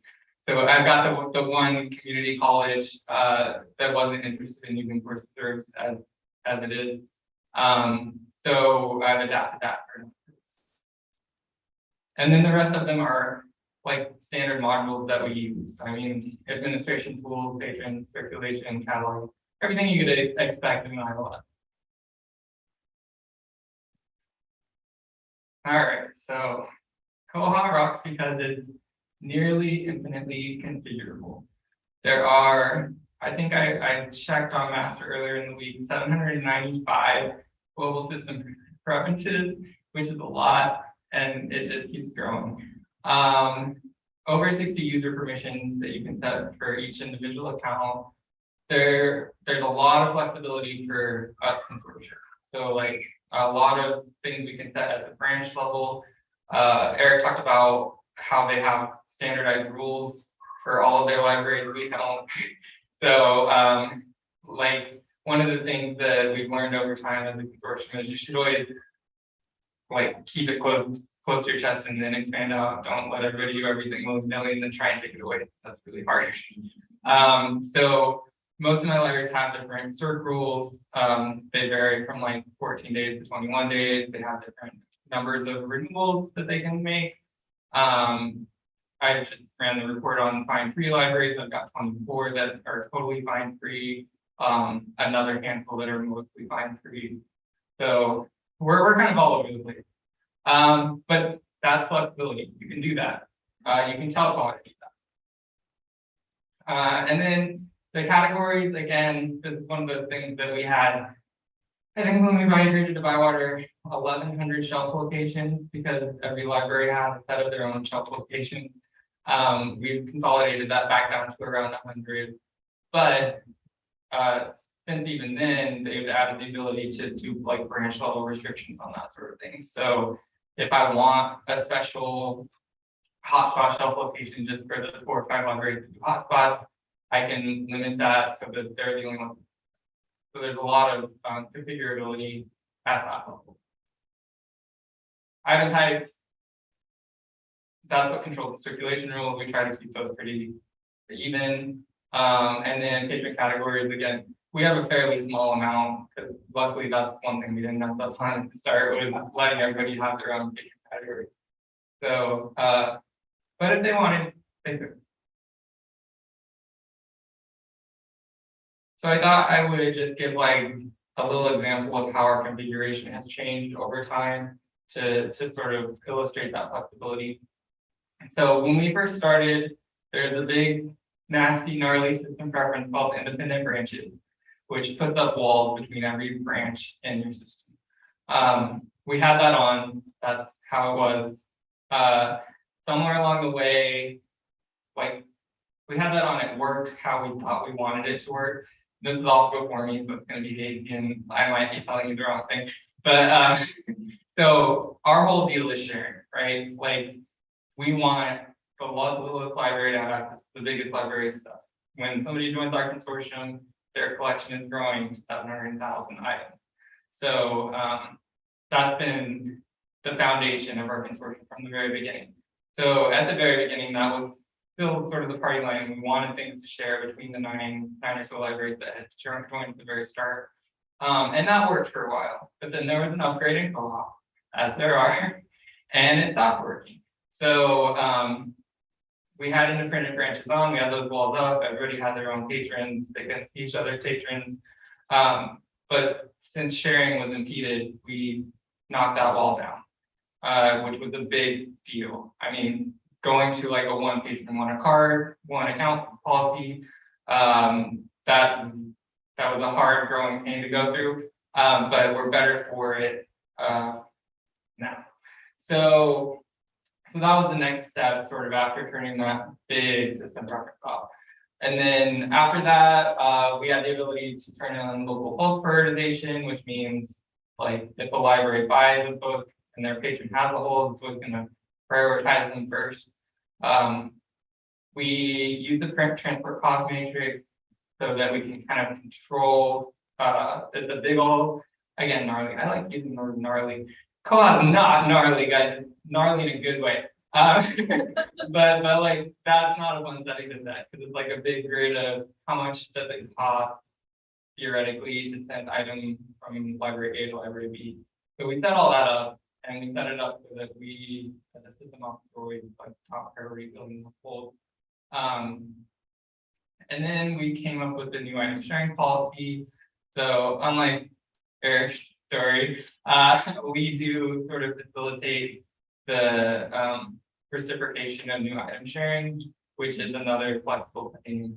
So like if we use a dual item type setting, we can say libraries A, B, and C don't share their new items, libraries D, E, and F do share their new items, but they don't share them with libraries A, B, and C.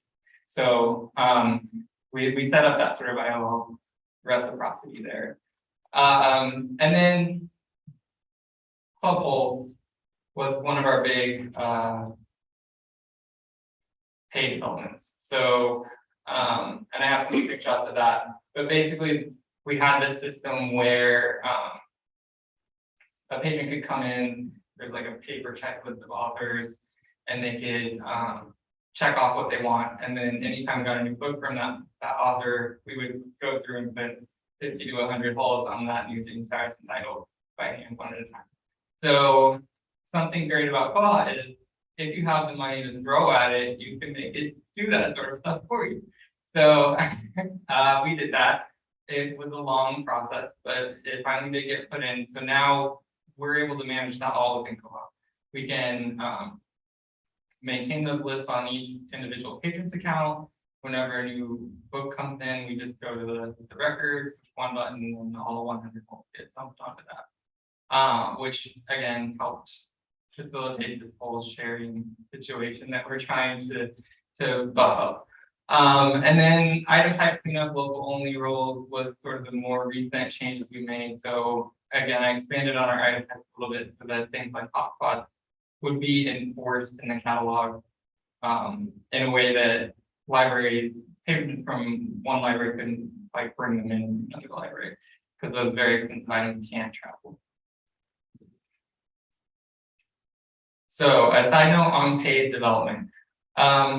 If you're thinking about switching to Koha, it's always a good idea. You're going to save money. We hope you, I think that's the idea. But it's always a good idea to take some of that money that you saved and think about putting it back into Koha. Think about projects that you may want to add to Koha to make it better. I know there's a trend as more libraries join Koha is like, my current system does that, can Koha do that? And that feature is getting added as a library gets picked up because they needed to do that to justify switching. But even after that, even after your initial migration, think about funding development, funding additions to Koha, or again, hiring a Perl developer to do it so that the code can get through even faster. Crowdsourcing is an option, and I listed some of the things that Kansas libraries have collaborated on in the past. So one of the big ones we worked on was making it so that Koha can talk to share it better. So before it couldn't really tell, share couldn't really read stats very well. So it couldn't tell what was available, what was lost, what was not very low, that sort of thing. That was the development that we pushed through, and now that information gets pushed out whenever share it does the little talkie back to Koha. We also pay to limit item types by branch, like I was talking about earlier. And then I think NEKLS and I and SEKLS went together on the ability for parents to see their children's fines, and then George has even more developments in that realm. So circling back to Global, this is sort of what it looks like in the catalog, where on the page and account here,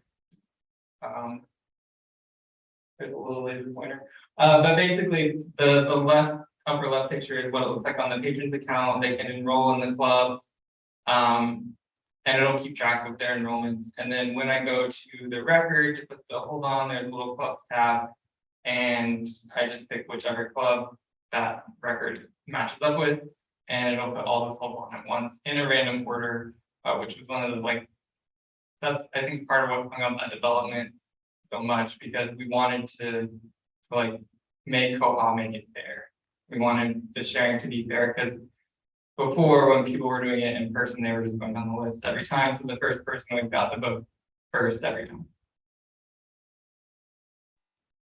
So with a little money, you too can make Koha do things like this. All right, so now for the show and tell portion of my presentation. So development is cool and great, and I don't know how to do it. I do know a little bit about HTML. I do know a little bit about CSS and JavaScript, SQL. If you're joining Koha, you're going to learn SQL. That's how you get your reports. And I'm just now just brushing the surface of using the APIs in my code to do even cooler things. So this is from another presentation, but this is how I describe these things. So HTML built the shark, CSS puts the makeup on the shark, because CSS is how you change the surface level appearance of things. And then the skateboard teaches the shark how to do red tricks. So that's JavaScript. So this is this isn't for everybody, I guess. Doing this sort of stuff isn't for everybody. You can open the box on Koha, you can pick it up, it'll work, it'll be great, it'll do what you want. But this is sort of what I love about my job, is solving puzzles and using these tools to work around things that aren't going to get fixed immediately. So it's also a good way to come up with ideas for development. One of the things that we talked about a lot at this year's Koha was if you do something like this, make a bug, other people probably want it too, we can get it out of the code base. So I've been trying a lot more to make, when I say bug, I don't know if you guys are going to talk about bugs, yeah, but bug just means anything. Bug can be an enhancement or something that needs. And then my joke is I'm a millennial, so I need instant gratification. So this allows that for me. I can use a little code to tweak something that broke during an upgrade and it's fixed, and I don't have to wait the month or whatever it takes to get it fixed in that phase. So again, this is just show and tell from here on out, I think. This is our 2009 OPAC, and like I said, where I started with CSS. I taught myself CSS messing with the OPAC. So this is fine, it's okay, it's good. But I wanted something more. So I updated it once. I don't have years on this. This was our previous logo, so probably 2010, 2009. I think I was working on this before I actually became SEKnFind Coordinator. So So I updated it. I added like some new item things down at the bottom. I added this slider, resources to state resources, link to state resources, digital book resources things, just to try and like beef up our OPAC a little bit more, modernize it a little more. Our current OPAC looks more like this. We did on the previous screenshot, we did implement analytics at that point, Google Analytics, and we found that people weren't clicking on a lot of that stuff. They definitely didn't care for the slider, took that away. We decided that we wanted to be like Google, basically. One big search bar when they start off. So I just decluttered everything. The login box was redundant because you can log in and overwrite. So we just kind of used some basic web design principles to modernize it once again. All the links went down to the footer. I've added a map down in the footer. The newest addition down here is a Google Translate widget. So not as cool as Aspen, it's not built in, but it does put the Google Analytics overlay on our OPAC, so or Google Translate on our OPAC, so people can translate into any language. It's not perfect, but it's better than what we had before, which was done. And fairly easy to implement. I didn't write that code. I use the term harvest a lot. I harvested it from Christopher Brandon and Quarterly. So that's another one of those, like, you should be part of the community, because I wouldn't have even known about that, except I saw him talk about it one time, and then I just kind of went over and pulled his code and made it work on mine. The other thing that we implemented was this mega menu up here, and it's gone through a few iterations as well. But just a way for patrons to kind of drill down to new items in the catalog easily.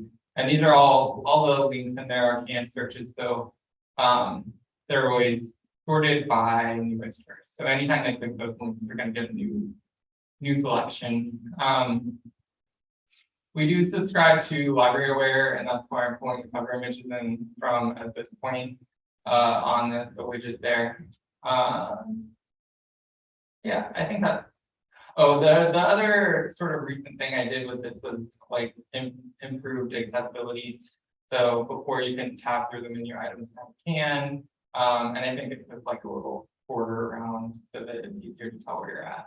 And I added ARIA owns whatever, so that screen readers can understand it better.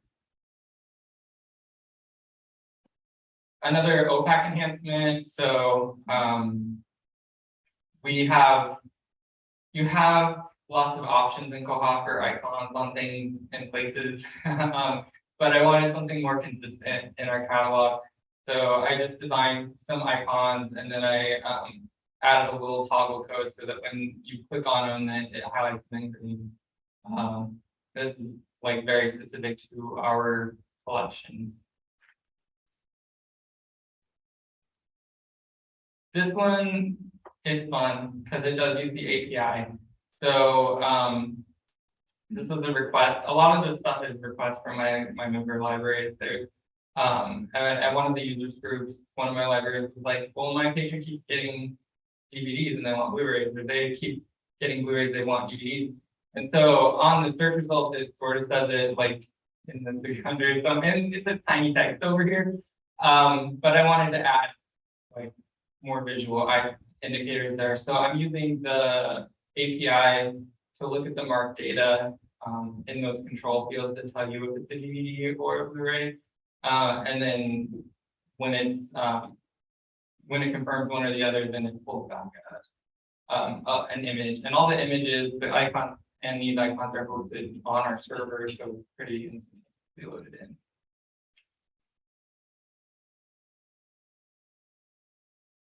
All right, cataloging. So we have a lot of people cataloging in our catalog. We train them, we tell them what we want, best practices, that sort of thing. But people are people and they make mistakes. So I like to implement things that like reduce those mistakes. So this was one that made sort of logical sense. So our shopping locations generally relate one-to-one with collection code. So like if we're putting in an adult DVD, the collection code is DVD. If we're putting in an adult magazine, the collection code is periodical. So I set up a big old nasty array of those things and then made it so that when you pick one thing, it pre-fills the other, which has cleaned up our catalog quite a bit. And also, we only use the serial enumeration field for periodical, so it'll take it away if you get something from periodical. And then this is a funny story. In the barcode field, in the call number field, is the barcode field, if you put in too many spaces, it breaks, like you can't use it. So I wrote some code, I think, for the barcode field, and then I was talking to Jordan like the next day, and he's like, "Oh, I did that for the call number field." So, so we were like on the same page. But yeah, just a little more like housekeeping things to keep it cleaner. This is a recent addition as well. Just in a consortium, it gets confusing because everybody has edit buttons for everything. So I highlighted the logged in library on when you're going to edit an item so that people make less mistakes there as well. All right, we're back to course reserves. So I did a whole presentation on this if you want. I did a whole presentation on a lot of these things now that I'm thinking about it. So if you want like more information on anything I'm talking about, I've probably got a slideshow. Just hit me up. So I did this one at Koha this year about repurposing the course reserves module to manage displays. So what the course reserve module does basically is it temporarily changes the location of my item. It's saying, hey, that's not on the shelf where it should be, it's on reserve behind it. Same sort of concept as displays, right? Hey, I put it in my Valentine's display, it's not on the shelf where it needs to be. So kind of just ran with that. I changed a lot of labels from course reserve to display. I hid some stuff. But otherwise the functionality is there. Another thing that I sort of built on with that is adding it to the pick list, the holds queue, so when people are going to look for items, they know that it's not in the right place, and I can tell it exactly which display it's in. That one is using a report, which is the hidden, like forbidden technique, I think. You're not supposed to use reports too much because they can bog down the system. I do the same thing with public notes for like awards and stuff using the API, which is a lot better. And then again, just relabeling things. The display actually shows as a hyperlink on the item record when you look it up both in the OPAC and the staff client, so patrons can see where it's at as well, and they can click on it and see what else is in that display. And then extending it even further, so there is a little WordPress plugin that you can pump reports out to, and so we're using this to pump out. We're not actually using it for displays in a lot of places. We're just using it to pump out like new booklets, which is just a report that's saying, show me the 30 news items or whatever. But that can be used with anything in Koha. So if I have a library that wants to make a virtual display for their website alongside the physical display, all I have to do is hook up the plugin on their WordPress site and it pumps it right out. Easy. Savings on flips. So this one came up last month, January, 1st of January, I think.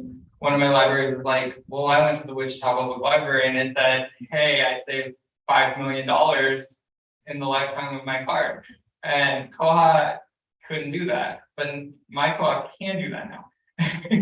So I sat down and I cranked it out. I'm using some reports to run that information. And yeah, so I figured it out. Yeah. And I talked to Lucas about that. Lucas is the developer at ByWater, and he's like, well, yeah, you can do it that way, but you can also do it with template toolkit after this bug. And so like it's becoming a feature in Koha, more standard, but I instant gratification did it myself.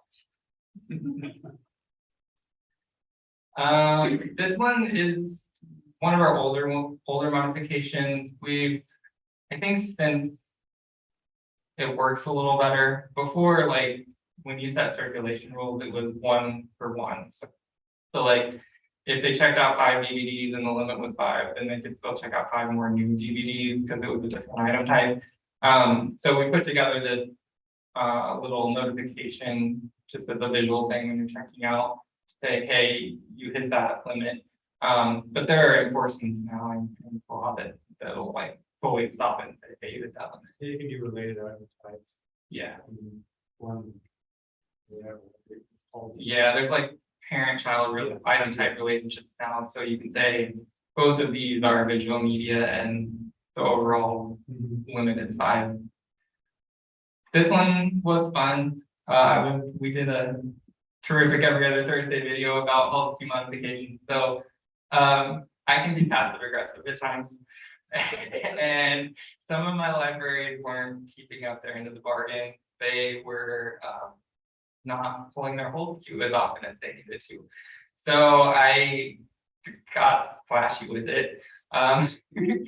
If the hold is over a week, it starts flashing on the main page where you click to see the whole list. And then if it goes over a year, it gets a little skull, and all of this is animated and annoying. And I hope I don't cause someone seizures, but I haven't had that complaint yet. So yeah, and it worked. I think it's been working. I don't have any more skulls on any of my whole queues. There's still some alarm clocks. That's only a week. That's not too bad. And then to reward the people that do their job, I also added confetti because I think that having fun and having positive feedback is needed. And this is, I didn't write this code. I just imported this code from GitHub. So, but it does let me customize the emojis, so I got to put like pizza and cats and sharks and stuff.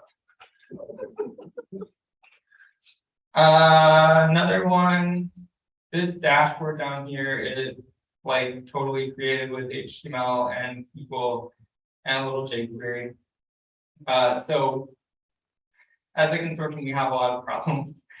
Things coming up. I mean, like things overdue at other libraries, things missing in transit, just lots of things to keep track of.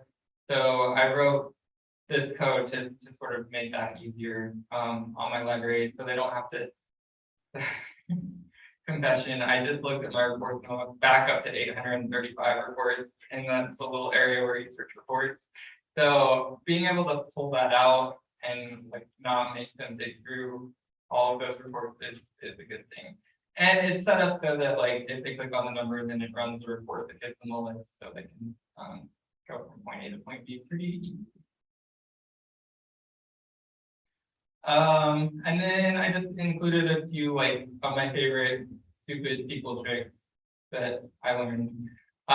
So this one is pulling in cover images from Amazon and rendering them within the report's results, which I'm a visual person, so like I wanted something to look at when I'm building a newsletter. I wanted my newsletter to be like coherent and like not with gnarly, again gnarly. So I figured out how to normalize the ISBN backwards so that it can then be converted into the sort of static link that Amazon uses that then can be used to render the image within the page itself. So that's one. My catalogers love this one. It's hard to see, but like if you click the link in top pink, that's the official color of cataloging in Southeast Kansas Library System is top pink. Like when they're going through cleanup reports, they don't have to refresh the report to see if they fix something. They can and that's just a simple little piece of CSS that recolors the visited. And then another one that I worked on was, or I stole, did I steal this one from you, George? I don't think so. So basically it like makes numbers bold and red based on a value. So we're using it in our turnover report to highlighting collections that have low turnover basically. So like this library has low turnover on audiobooks, but they have really good turnover on graphic novels. So it's just, I want to show them all the data, but then want to like also highlight the areas they should focus on.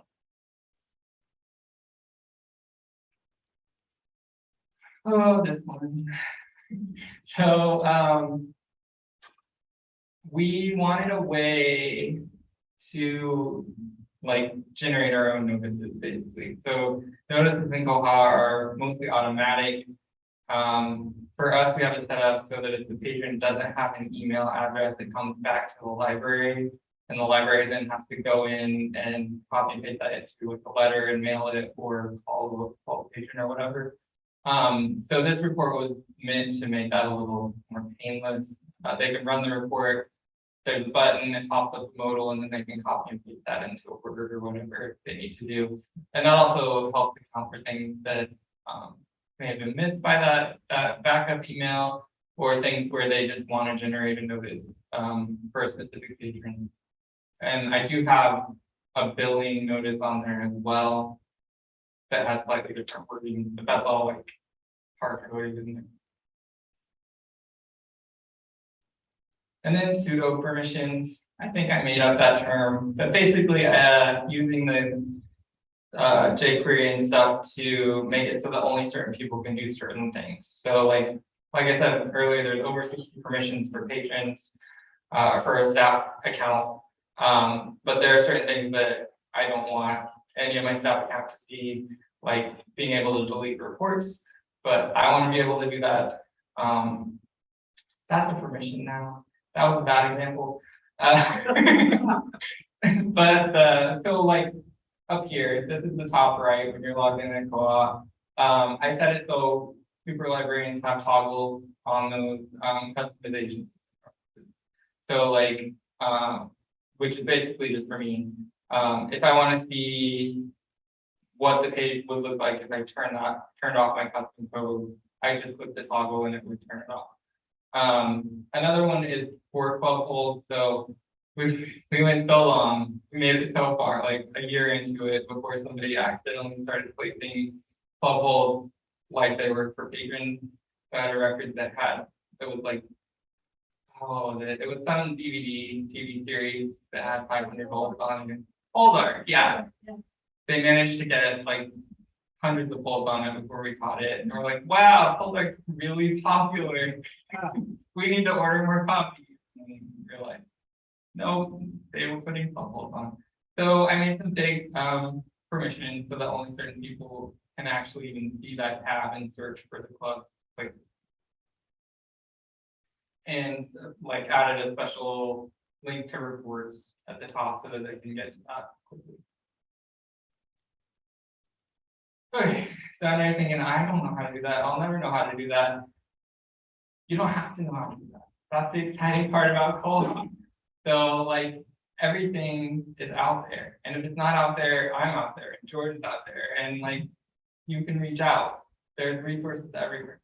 So I listed the big ones. The reports library, live and die by that. You can also set up Mana in Koha, which lets you bring reports in and out with the press of a button. You can share your reports with the press of a button too. jQuery library, that's where everybody kind of pulls these customizations together that they want to share. And then there's a notice input library too. I wanted to do like just a sidebar on plugins as well. Plugins are awesome. Plugins let Koha do even more great things.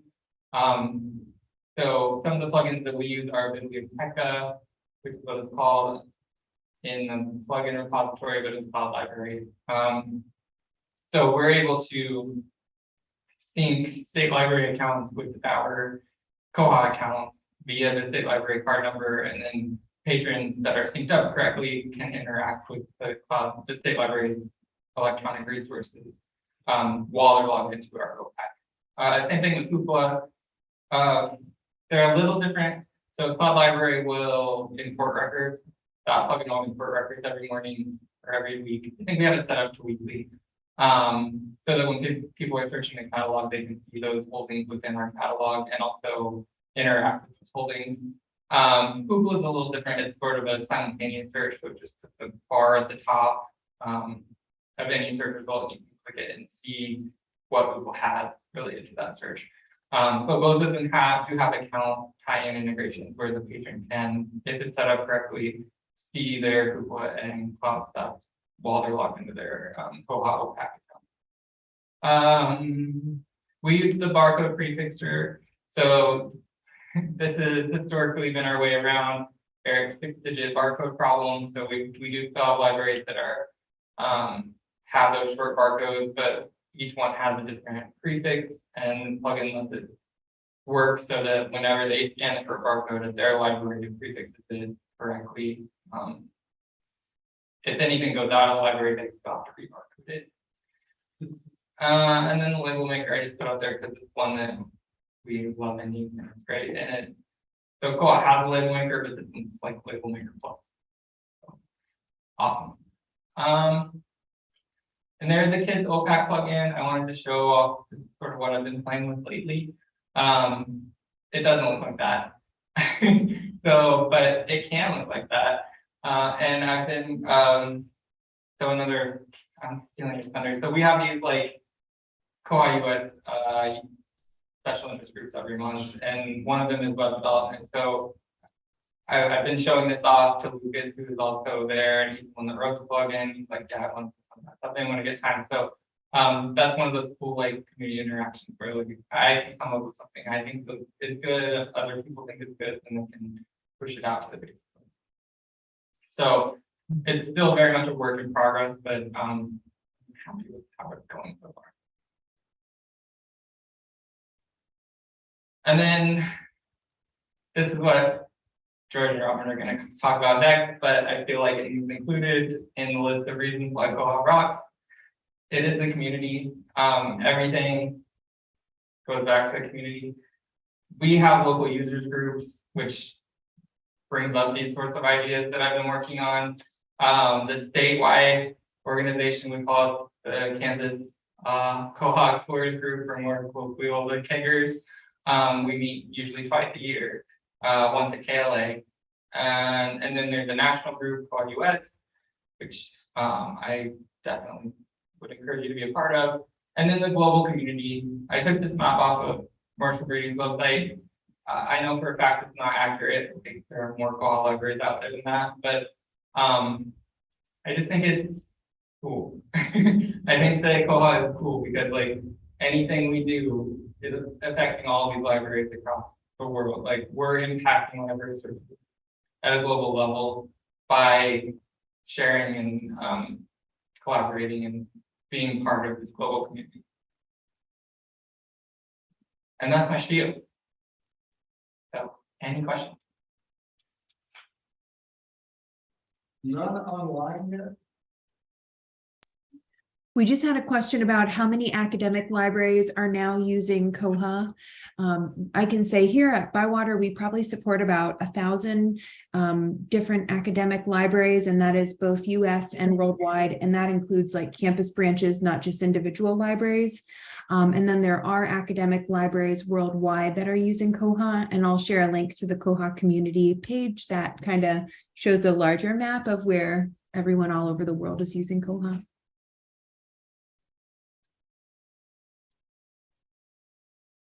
And Jesse, since we have a few minutes, would you mind sharing with the group how ByWater manages upgrades?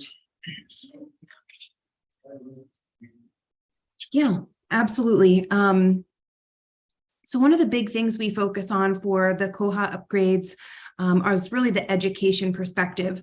So as Jason talked about a little bit, there's 2 major releases in the Koha system. And I think Robin George will talk a little bit too about the Koha community after this. So ByWater Solutions follows the Koha community upgrade cycle.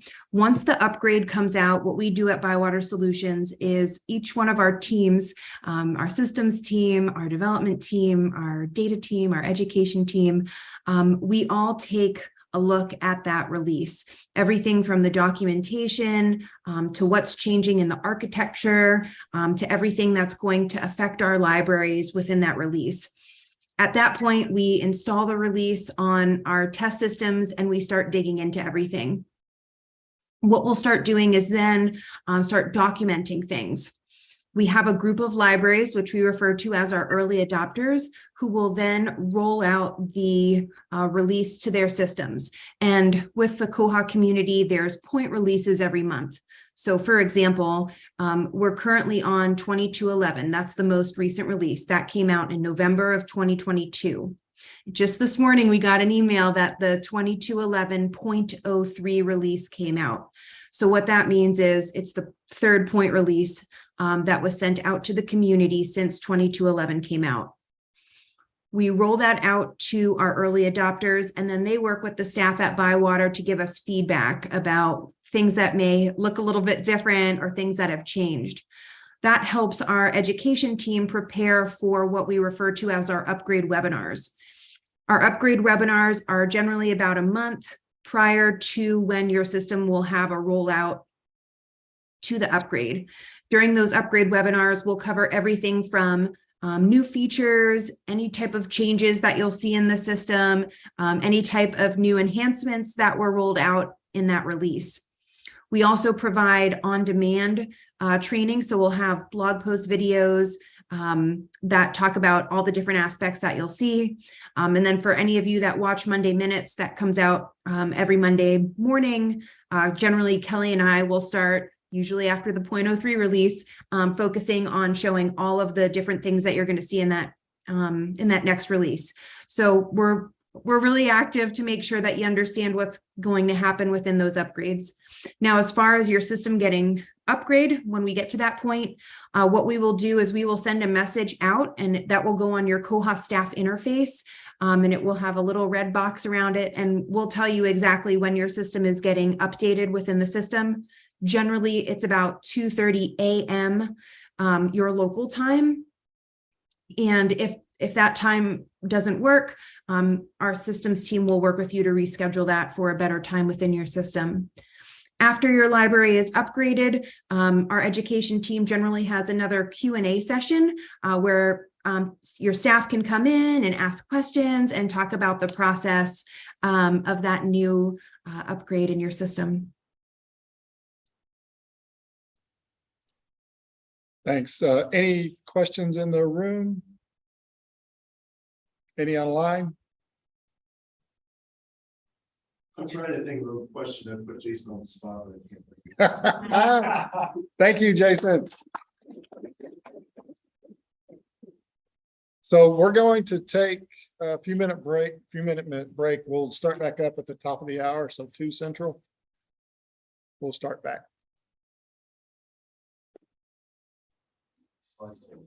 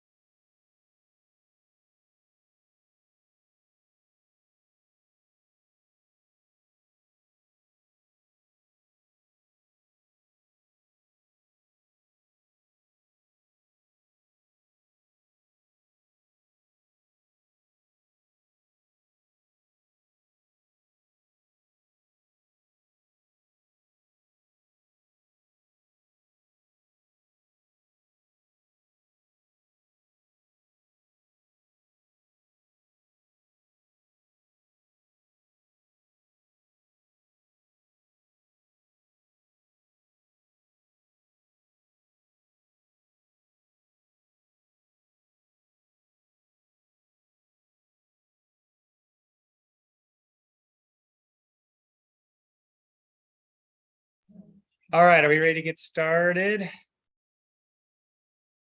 If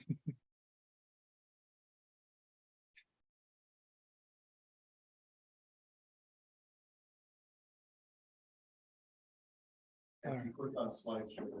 I will. You don't want these meeting controls, do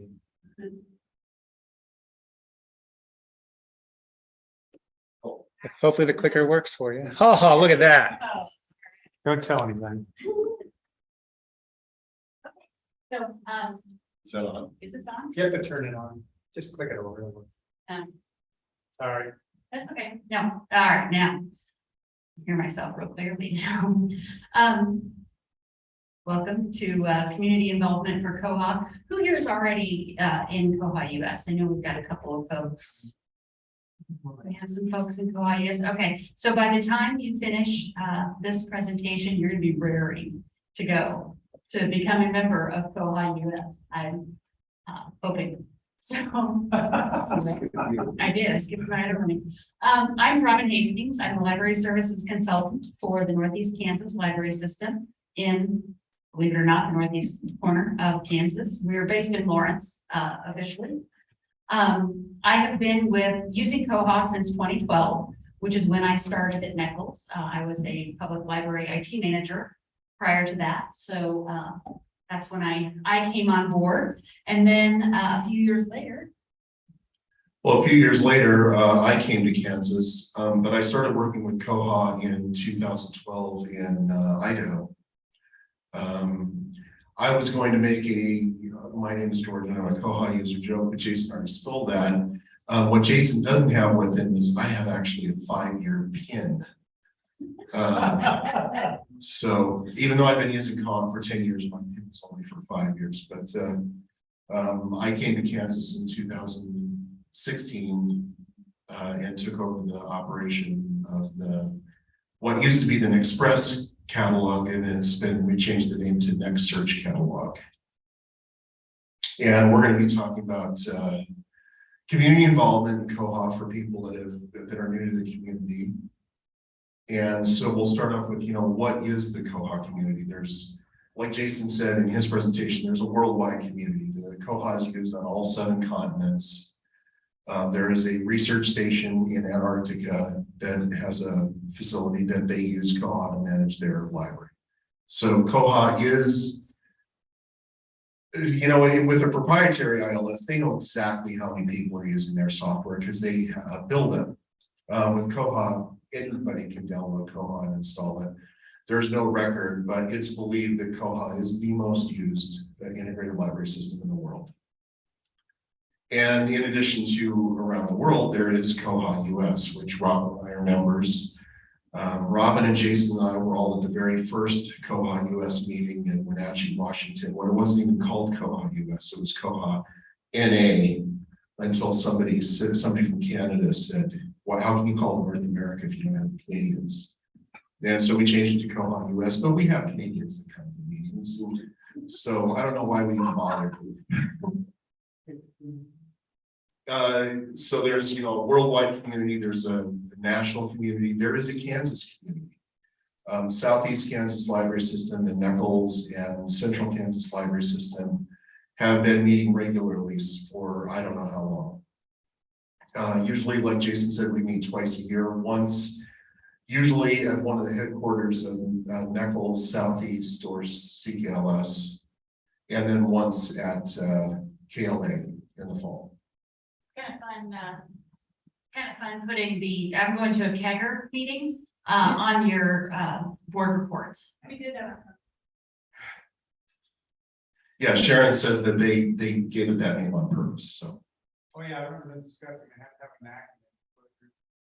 Yes, Eric is mentioning that there has to be an acronym for everything. NEKLS, everything at NEKLS has an acronym. And so Kegger was what they came up for the Kansas Explorers Group. But, there's smaller communities. There's the regional consortium as a community. And then your individual library is part of the Koha community. And ultimately, Koha is you. Koha is made up mostly of the people that use Koha. If you are here today, you're already part of the Koha community. If you work at a library that uses Koha, you're part of the Koha community. And the worldwide Koha community, Koha began as a replacement for a bespoke proprietary integrated library system in New Zealand. It was a system that had been written specifically for one library by a developer. And then they set it up in sometime, my understanding is sometime in the 80s. And then they moved on and did other things in their life. And then in 1999, they discovered they had a Y2K bug. And so when they were working out how to develop a new integrated library system specifically for that library, the developers had the idea, they said, you know, if something happens to us and in 10 years time, you need a new system, you're back at square one. If we put a copyright on this, you're gonna have to do the same thing over again. You'll have to start from scratch. They said, what if we made it open source? We open the license so that anybody that downloads this, anybody can download the software, anybody can use the software, anybody can modify the software. We just make it completely open. And then when it comes time to upgrade, you don't have to start from scratch again. You can start from what's here and just build on it. So, and the word Koha implies that you give back to the community. Koha, and Jason mentioned this too, is that, you know, Koha, the definition is it's a Maori word and it means gift, but it's a gift with strings. And the string is that, you know, you give something and then the person that gets from you is expected to give back. Maybe directly to you, maybe directly, you know, there's implied, accepting the gift means that you're willing to give back. And what resources are available? Oh, I'm stepping ahead. Yeah. It's hard to keep track of what I'm doing because I've got my notes here and my things up on the screen. So being part of the community can just, giving back can just include being part of the mailing list, attending IRC meetings, the internet relay chat is mostly how the worldwide community meets. Going to Koha Con. 2023 will be in Helsinki. So if any of you have the budget to go to Helsinki, this is your big chance. And involving yourself in national or regional communities. So once again, by being here today, you're involving yourself in the community. And the worldwide resources include many mailing lists. There are many mailing lists that are for the worldwide community. There are regional mailing lists, there are national mailing lists. The Koha manual, if you've ever looked up anything in the Koha manual, that's a resource that's available to everybody. And you can add to that if you want. There's the Koha Wiki, the Community RC, and there are training materials from many sources. And there are even groups on Facebook. There's a hashtag on Twitter. If anybody's still on Twitter after, you know, it blows up in a month or whatever. There are many ways to interact with the Koha community, including koha-US, the national users group for Koha. Like I said, in the US and a few Canadians. So he mentioned the documentation, like all open source projects, Koha has to be documented by its users. So that's, I just wanted to point out that if you do not write any code, if you're like, there is no way I can ever contribute anything, technical documentation, where you just write down how you do stuff is vitally important to the community. So with that in mind, we're going to go into the portion of the presentation that I like to call my summer vacations for the last 10 years, something like that. So we started off in Reno.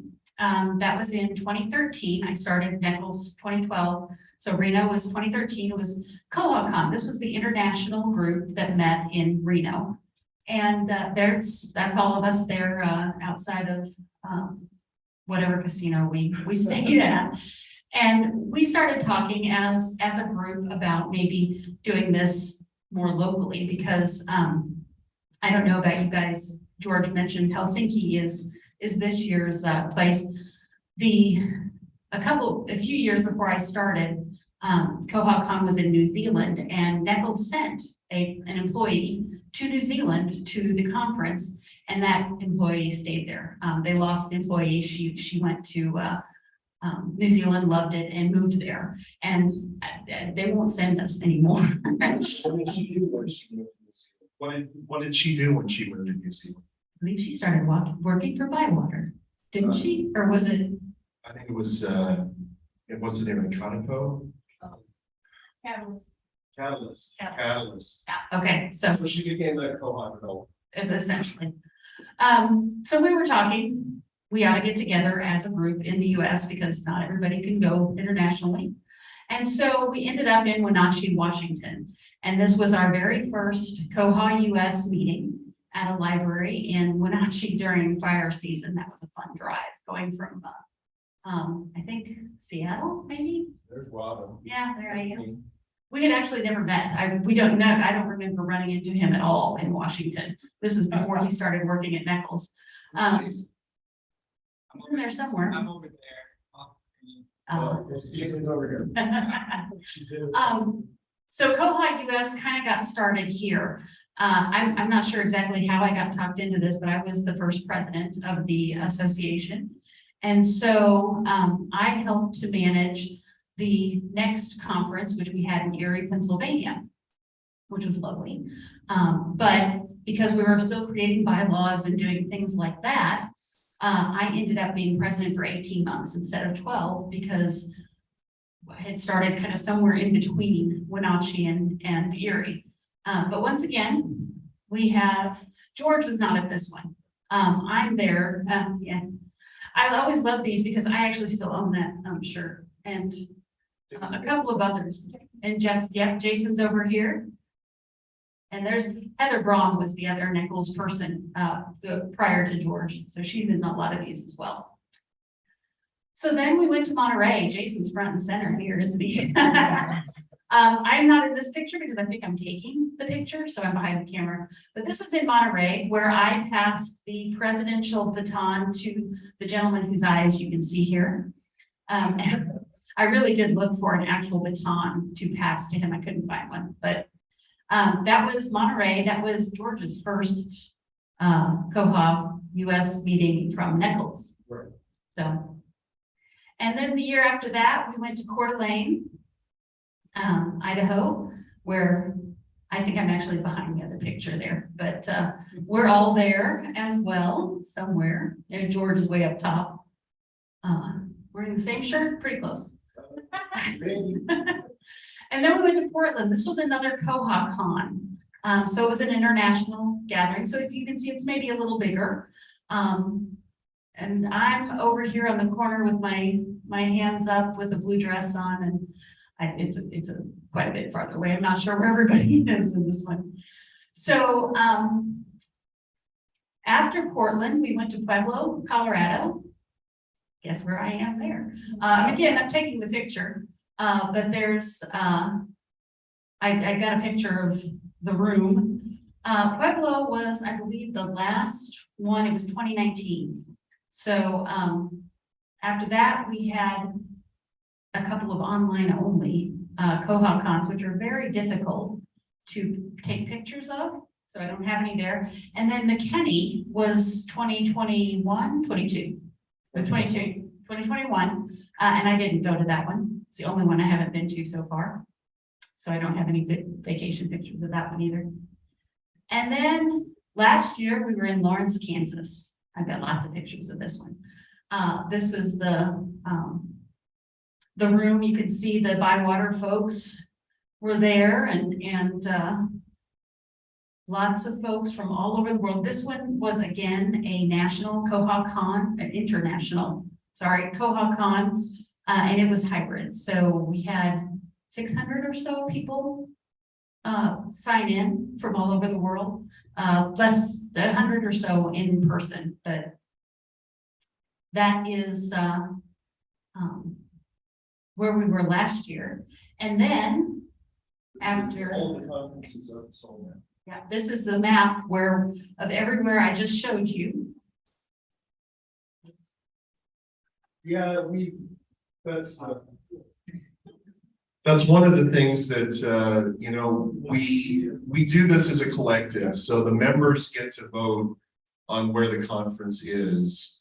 And I think when we went to Coeur d'Alene, there was a choice between Coeur d'Alene and Lawrence, and I think it was Vermont, and maybe one other. And everybody voted for Coeur d'Alene. So this is all done very democratically, and it's all tended to push. I mean, it was other than Erie, we've only had 2 of these on this side of the Continental Divide, I think. And I also think it's interesting, you know, the first one was in Wenatchee, like 2 months after they legalized marijuana. And then we go to Colorado, and we're in Oregon, we're in all these places where weed had just become legal recently, it seemed like, for a while there. So who knows what people are thinking of when they make these choices. Relation does not equal causation, right? This is where we have been. This is where we're going to be next year. The vote just came through Monday. So we have decided we are going east. The conference usually happens between August and September, which might be why we never go to the south, because that's unpleasant. Yeah, in August. I mean, Lawrence in August is no fun. So going any farther south.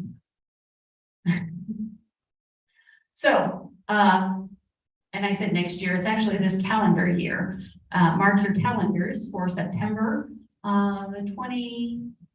I believe the dates that were proposed are the 20th, 21st, 22nd, and 23rd. So Wednesday through Saturday, that third full week of September. We will be in Portsmouth, New Hampshire. So that is where the koha-US will be this coming year.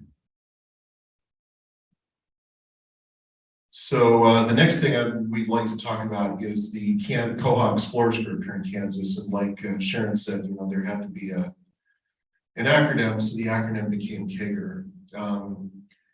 It's Kansas Libraries using Koha, and traditionally it's really just been Southeast, Central Kansas Library System and NEKLS, because for the longest time that was kind of just, we were the only ones that were using Koha.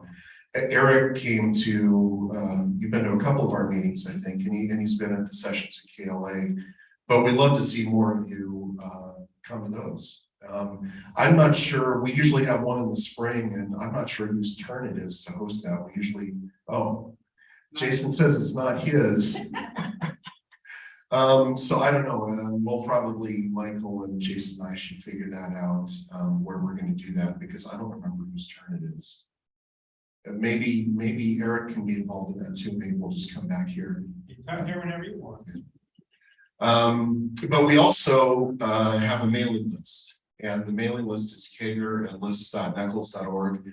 And later on the back of that sheet that I handed out to everybody, there is information on how to subscribe to that mailing list. And when we get to the end, I'm going to try and see if we have time. We'll try and see, there are 4 activities on there, the top 4 that we're going to try and have everybody do today before we leave the meeting, if we have time. And this is actually how to join the mailing list. If you send an email to KAGR plus subscribe at list.nekls.org, within a couple of minutes, you'll see a join request email response. And if you just reply to that second email, that join request email with a blank message, just hit reply, that's it, you're signed up. It is a Google group managed by NEKLS, and there's a button there that says go to this group. And if you do that, you'll just get an error message because of the way the NEKLS Google groups are configured. So the way to do it is to just reply to that message. So this is a talk that I've done before. Rob and I cannibalized a bunch of old presentations to do this, but I've done this talk before about there are just 3 easy steps to become more involved in Koha. And step number 1 is to listen. So you're already doing that right now. Just by being here and listening, you're becoming involved. And the second step is to ask questions. And then third is to make suggestions. Now, the first of those steps, listen, when I say that, I don't just mean being here and listening to me talk. You know, you can listen via the email. You can join a mailing list and just read the mailing list, and you're listening to what's going on in the community. There's the Koha Community mailing list, there's the koha-US mailing list, and then there's the Leiker mailing list. These are all great places to listen. But there are also koha-US meetings. And there are also the community meetings. IRC, for people that have never used it, can be pretty intimidating because it's just a blank screen with text, and you're just texting other people. But there are regular meetings in the Koha community on the IRC. That's not on here, but there's also Slack communities. If you are more of a graphical person, koha-US and ByWater both have Slack communities that you can join. Yeah, I guess I didn't get that on here, but the communities on the IRC, like I said, it can be very intimidating. And before you participate, the best way to learn how to participate is just to go there when the meeting's going on and watch what happens. Just to read what's going on, read how people are communicating with each other. There are development meetings that happen, I think monthly at least. The community meetings used to be monthly, but they've kind of tapered off in the last few months. In the last year, really, they've tapered off, and I think they're having those quarterly now. But that's where they make decisions about things like who's going to be the release manager, who is going to take on different roles in the community, or those are decided at those general meetings, and where the international conference is going to be. Those are decided at the IRC meetings for the community. The Koha-US meetings are the second Wednesday of each month at 10:30 on Zoom. And if you're thinking, well, if I go there, people are going to ask me questions. No, nobody's going to ask you questions. You don't even have to turn your camera on. Just go, log in, sit on Zoom and watch what's happening. Watch people like me and Jason and Christopher and Robb make fools of ourselves. Yeah, because that's mostly what these meetings are all about. But you know, you go there and you listen to what's going on in the US community, and you'll get an idea of how you fit in and what you can contribute. And the Leiker meetings, like I said, twice a year. But you can also listen by reading Bugzilla. Jason mentioned Bugzilla briefly. Bugzilla is the Koha community's bug tracking software, and by bug, it's not just problems with the software, but it's any kind of patch being written for the software, any kind of development, any kind of changes to the manual, anything that people want to have changed in Koha and get it into the full developed version of Koha. That's where that stuff happens, is in Bugzilla. So you can go to Bugzilla and get a Bugzilla account, and you can read what's happening. There's a couple of good resources that I'll show you later in Bugzilla. You went two at once there.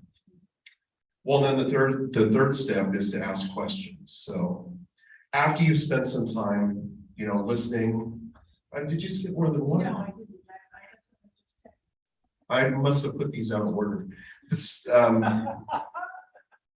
I was changing the order because I was afraid nobody was going to mention the definition of Koha, so I added some slides earlier. So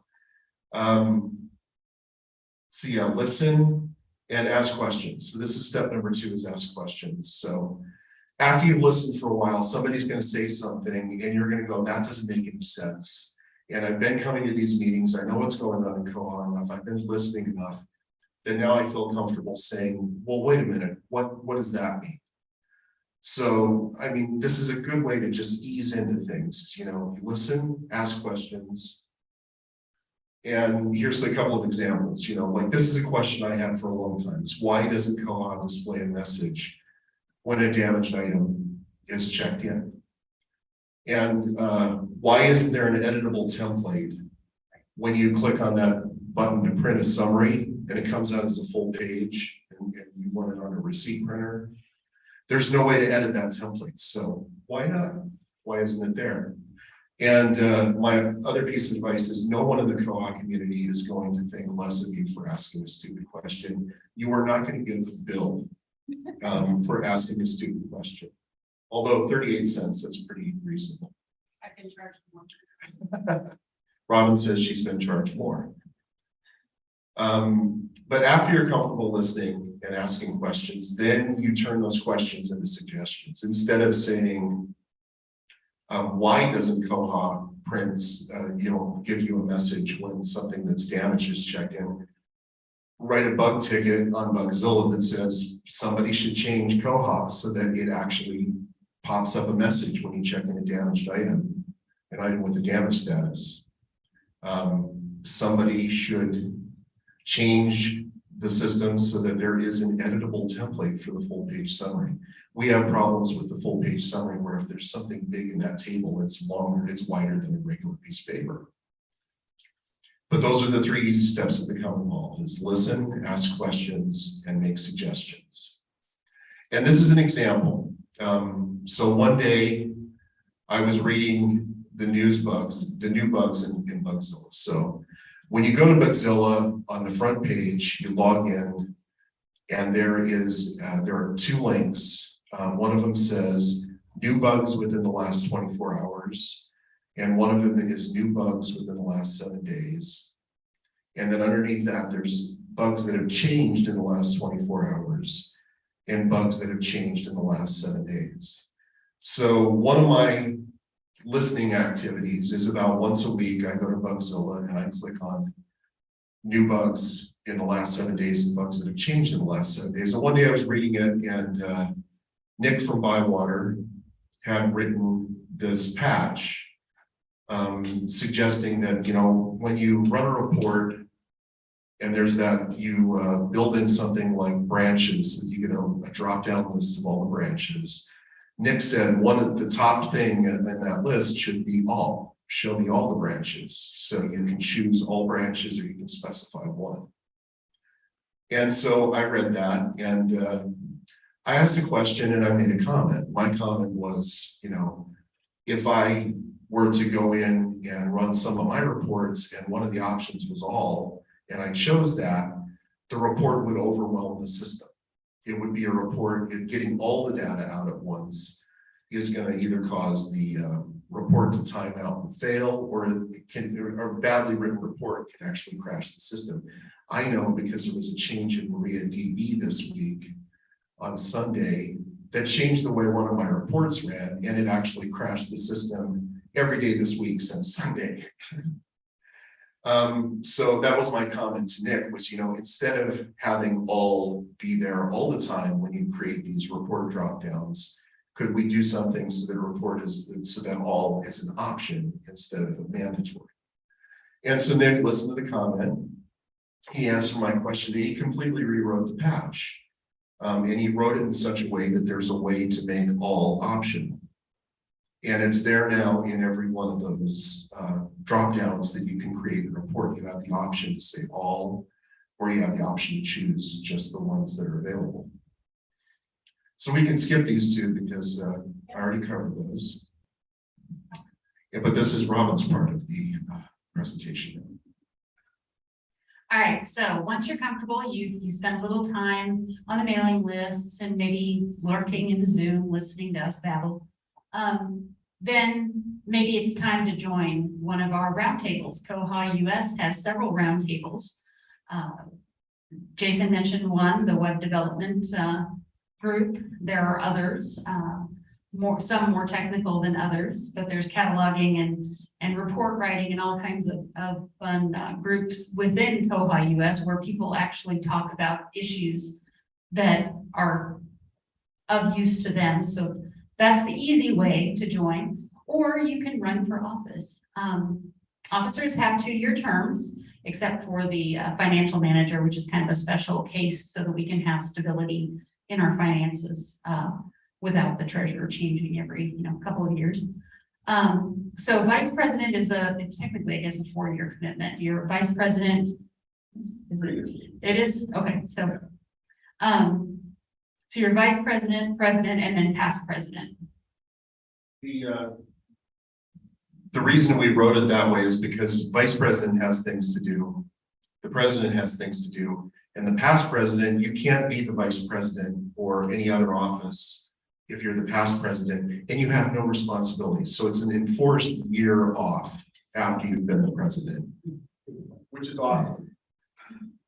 And then we have secretary and treasurer. We also have 2 members at large that are on the board.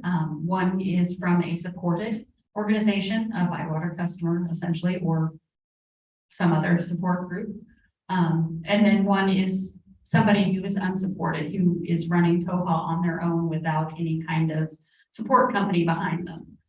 And then, like I said, the financial manager is available, but it's more of a stable, to keep things stable on the financial side.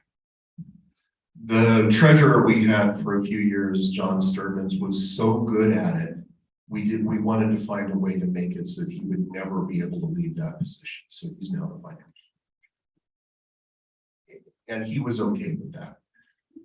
Yeah, I think I was treasurer for like 3 months at one point, and it was a disaster. So it's good to have somebody in charge who knows what they're doing.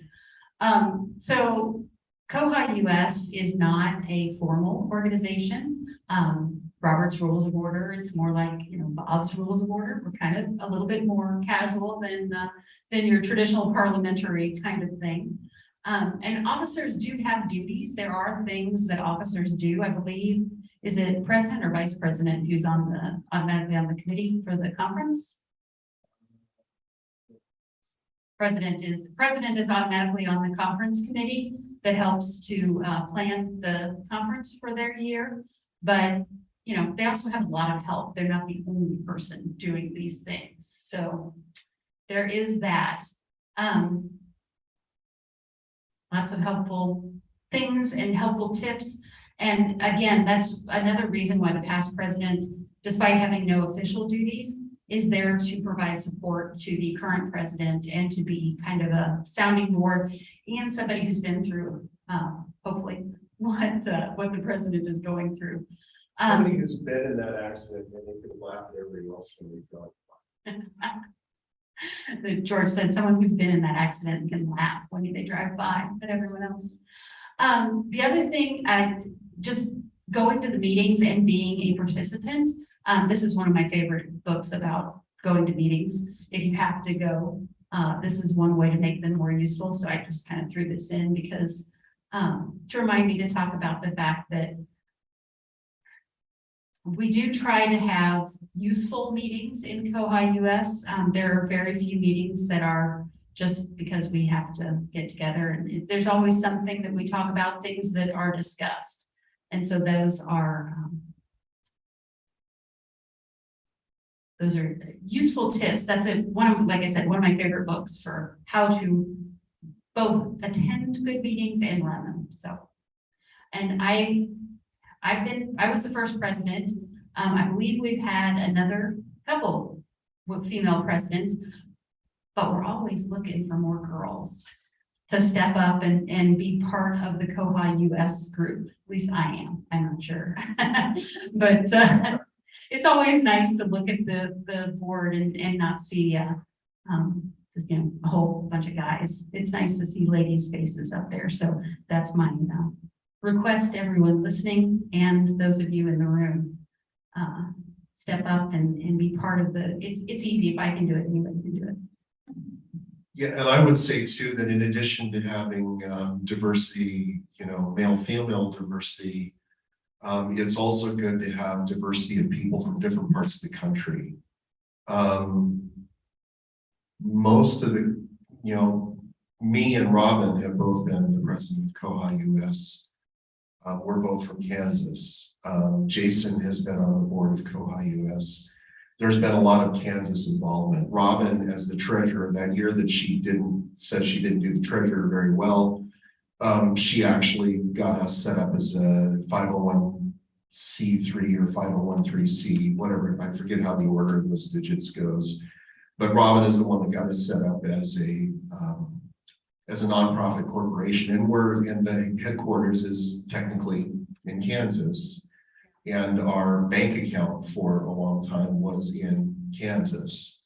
But then we've also had, I'm originally from Idaho. That's where I started using Koha, and 2 of the koha-US presidents have been from Idaho, not including myself.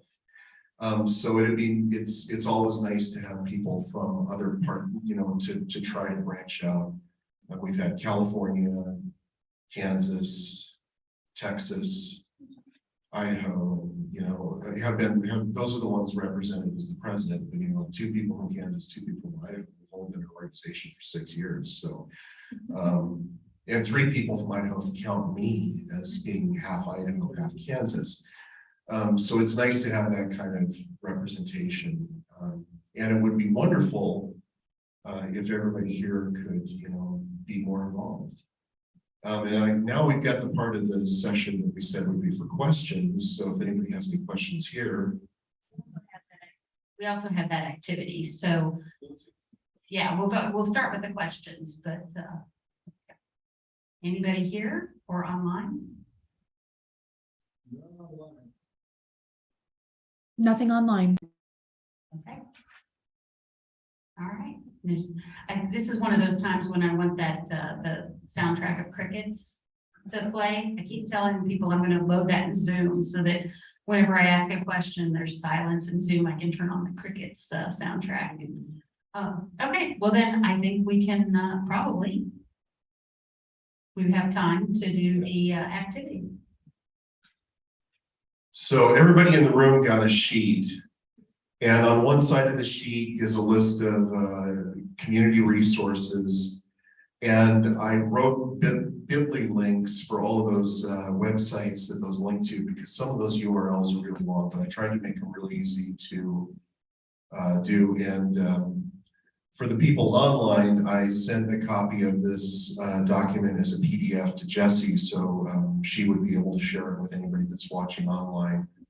But on the second side of that sheet is an activity, a list of 6 activities, and the 4 at the top are the important ones that I'm going to talk about here. So one of those little boxes on there is how to join the community mailing list. And Robin will take her computer over to a table over here, and if anybody has any questions about that or how to do it, she will help people get to that website and sign up for the Koha Community mailing list if you're interested. And then there is the join the koha-US mailing list is the second one on that sheet. And if anybody in the room needs help with that, Jason, I volunteered him to help people with that. The term is actually voluntold. Jason was voluntold that he was going to be helping with that. So. Yours with dot next. Oh, damn. All right, maybe I screwed it up, but Jason will help you if you're in the room. And then join the Kegger mailing list. I'll be over with my computer, and if anybody wants to join that list, like I said, it's confusing because if you send that email to Kegger plus subscribe at list.nekls.org, you get this email back that says click here, but you don't want to click there, you just want to hit return. But if anybody in the room needs help with that, if you come over to my computer, I can directly add you to that list. Yeah, let's just do that. Yeah, and we can do that. And then the other one is to join the ByWater Partners Slack channel. There's instructions on there for that. And I imagine if you have any questions about that, maybe Adam or Bill could help you with that ByWater question. There's a whole bunch of ByWater people here. There should be plenty of people to help you with that. And Jesse, when I talked to Adam yesterday, Adam said that Jesse would be online and would be able to keep an eye on the ByWater emails. If anybody signs up today, they should get added to the ByWater Slack channel pretty quickly. And so we're going to go around the room now and try and help people sign up for these things. And thanks to everybody online. Were there any questions eventually there, Jesse? No questions, but Elise and I are both monitoring the Slack and partners channels if anything comes in. Cool, thank you.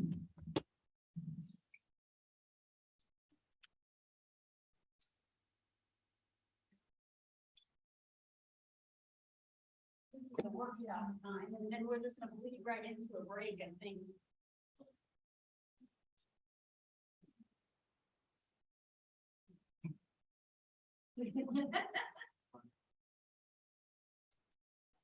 So if anybody wants to use their name, let's go over. Already on it. You guys can get that. The Kager one is really low entry, like they don't send a lot of email. No, it's not. Like twice a year. Basically, it's, hey, we're having a meeting. Like, hey, we forgot, we still have a meeting. I just teasing you all.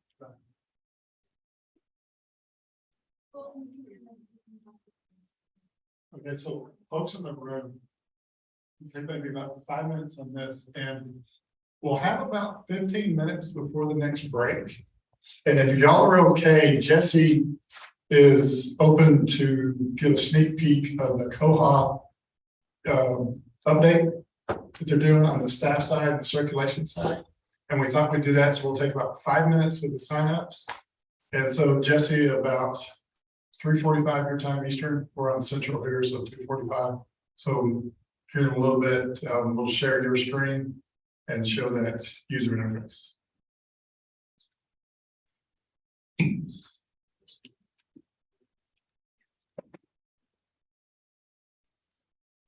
This time.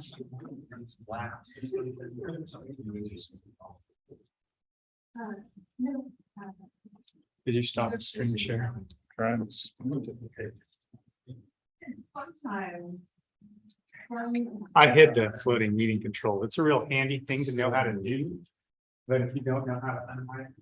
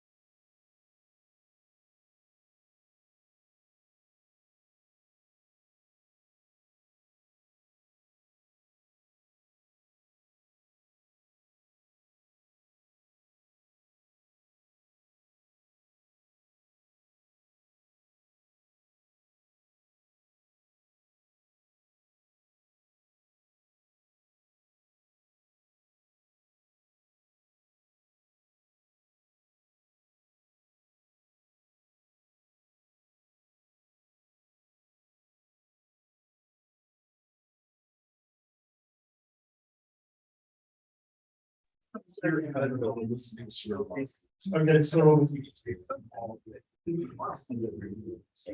Jesse's ready on her end, so she'll take about 15 minutes. She's gonna show the new updated user interface that we're looking on. Release. So Jesse, whenever you're ready. Hi, Hello. can y'all see okay? Yes. Okay, so first I want to say just a big shout out to everybody in the Koha community because this was a bug that was worked on for a very long time. There was a lot of feedback on the enhancement and the UX for what the new layout would look like. And even though we're in the new 2211 look right here, there are still constant feedback that we're seeing from users about how they want things to look. So pretty much the biggest noticeable difference you'll see is the color and just the layout of that main homepage. So we are looking at the main screen of the new Koha staff interface. And I'm going to show you two. One that has a little bit of integration over here. We have our news calendar embed. But if we jump over here, this is what pretty much most of you will be used to seeing, where you might have text or some links over here on the left-hand side. So some of the big noticeable differences are going to be the search box. So the search box looks a little bit different. You'll notice your navigational tools over to the right-hand side now. So you'll be able to see checkout, check-in, renewal, search for patrons, and then of course to search the catalog. The filters are still built in. So if I'm, searching and I want to search a different way, I can still do that. But those are going to be a big change for you. So you can still scan or type in an individual's name. Again, it'll still populate the users and take you right in. So you'll notice just a little bit different of a color scheme. So the scheme is a little bit darker green where you can see that information. And again, you'll notice just with that gray background and green in there, I don't have any other customizations than just the new layout. One of the other big differences you'll notice is that menu across the top. So now the menu is a little more defined. We have a black bar that allows us to kind of jump between things. You can still customize that menu if you want, but it does make a little bit of a difference where you can see kind of that texture and that change in the system. One of the other big differences you'll notice is in cataloging. So they've moved the cataloging tools into the cataloging module. So now instead of just having those 3 buttons up top, you'll see the 3 columns down below, and that brings all of those cataloging tools in. I was just talking with Nick, our kid clamp, the other day. Kelly and I were chatting with him, and we were talking about just the difference and getting our mind retrained to go to tools first. Now we're going to go to cataloging first, which I think, using it more and more, I love it here because now you can jump right in.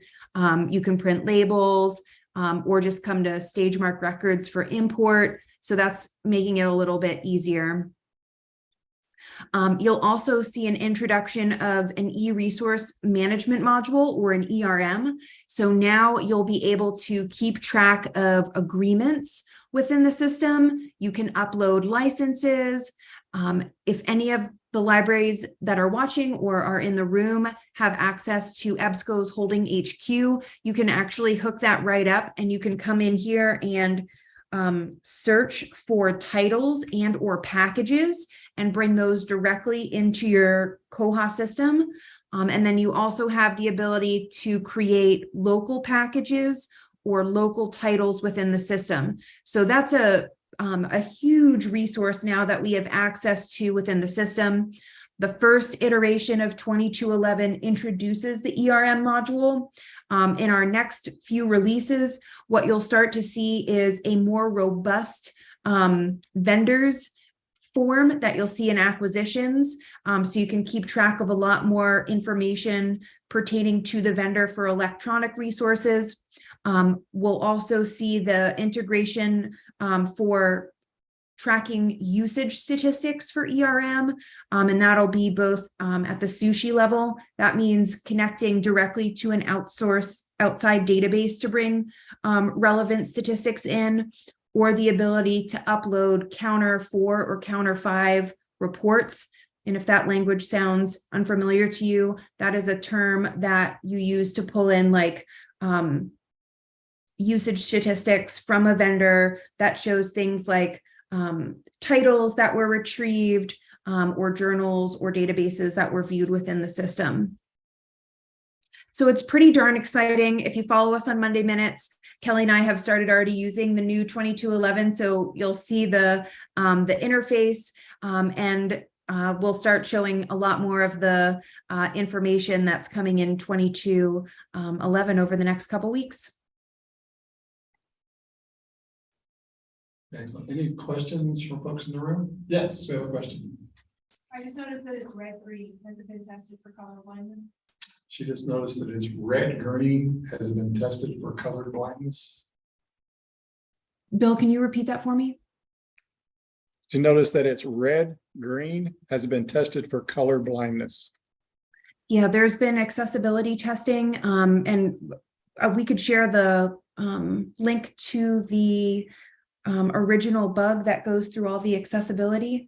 And there's also opportunity to change the colors if you want to change the colors too through CSS. We got a head shake, so. Any other questions in the room? Like? Looking good? Some head shakes and smiles? Excellent, I don't see any other questions. So we'll be right at a break here, so we'll take a break, and then the next one after the end of the break's at 15 after the hour. And I think we come back for questions and answers and stuff, so we'll be back here in a little bit.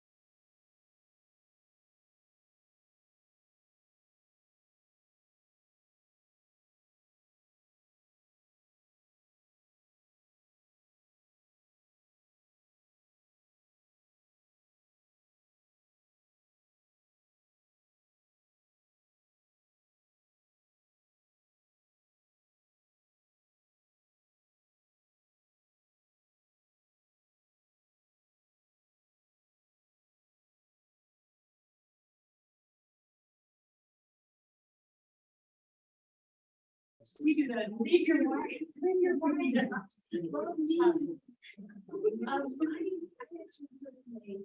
What should be in camera policy for Well, let's take a picture of it. Folks, since we're making that.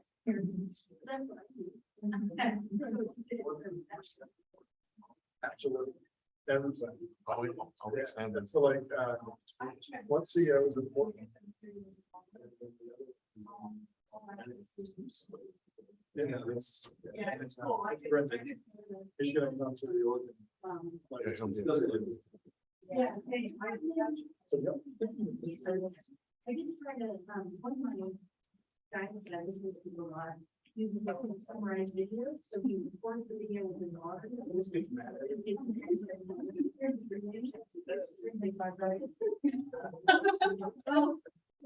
That summarizes only. So it can be used as long as, you know, the bylaws. Thank you. It's. I don't know if there's no way to find out what it's going to be. Don't make some up. Yeah. It's just spurring the conversation to figure it out. Right. So,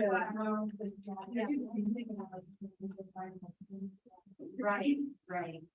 And I'm not sure I was specific about what's a good policy for Kansas, like kind of some like. But the 10 you gave me were.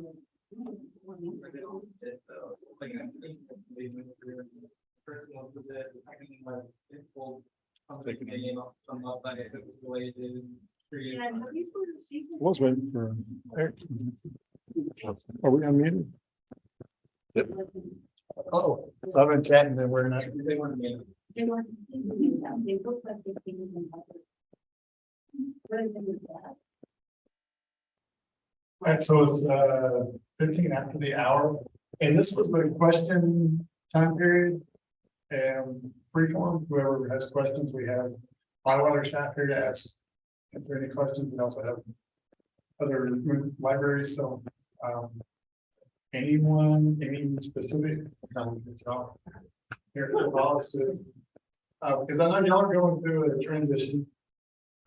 Any questions y'all have for other libraries that have done similar, or anything that you want to ask? Or personally,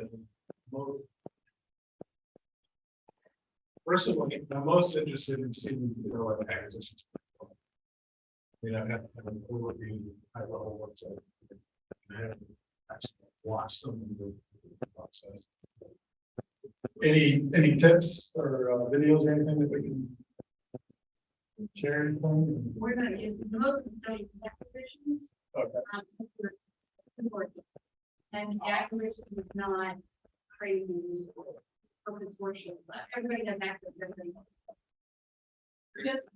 There's a really acquisition. The big kind of and we'll be happy. Is that round rock? Yes. That's one of those round tables. We still might use that. Yeah, I'm going to. Absolutely, you can drive. Can I use this computer and share some stuff on the screen? Absolutely.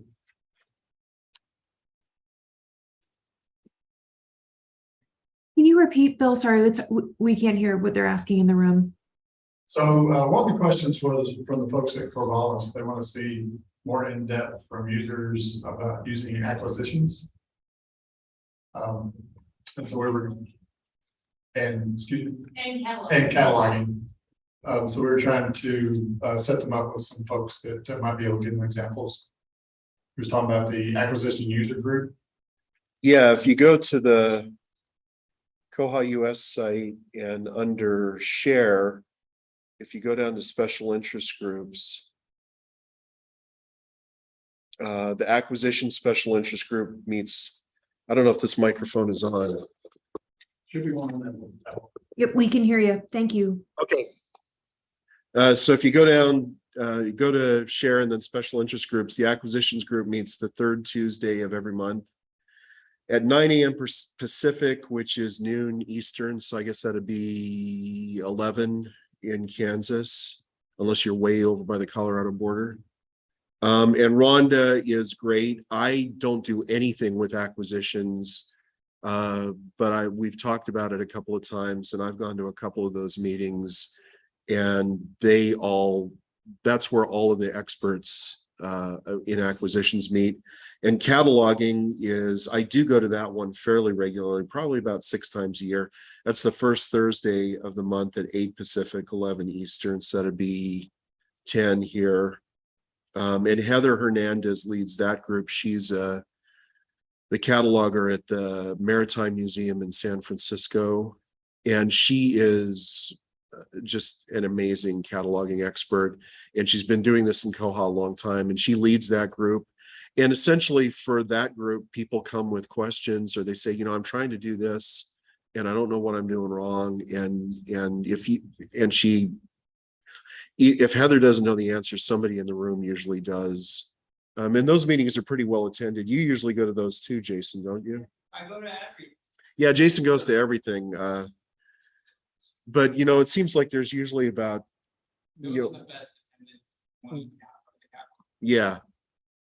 There are a lot of people show up, and if you show up and you say, we don't know what we're doing, by the end of the hour, you will either know what you're doing, or you will have links to a dozen resources and the phone numbers of half a dozen people that you can ask specific questions to. So. And you'll also be trained on that. Yeah. As part of your onboarding. Heather just mentioned that's part of their onboarding too. Heather, you have anything else to kind of share on that along those lines or anything? I'm gonna give you the microphone.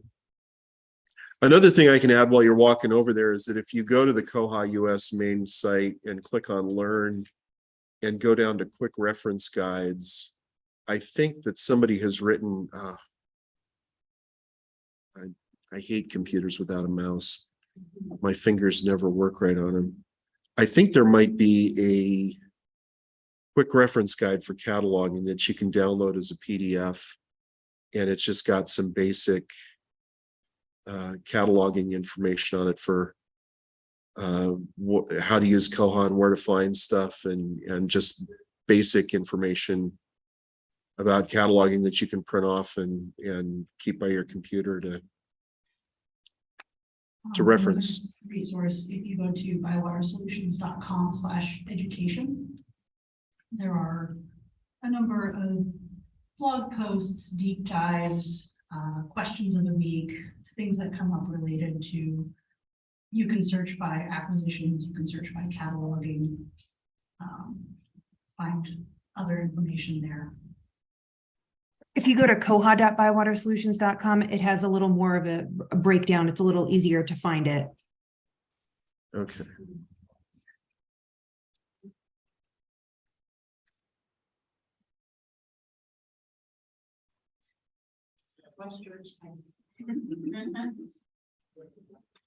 It's not my usual keyboard.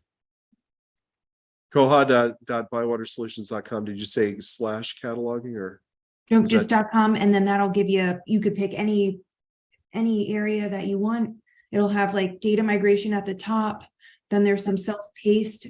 And then if you go down, there's explore more, and then that'll have it by category. So you could just do cataloging or just acquisitions or whatever. And these are all broken down. And like Heba said, you can search within any one of these if you want to go down a little bit further. So if you were just looking for purchase suggestions in acquisitions, it would bring those back.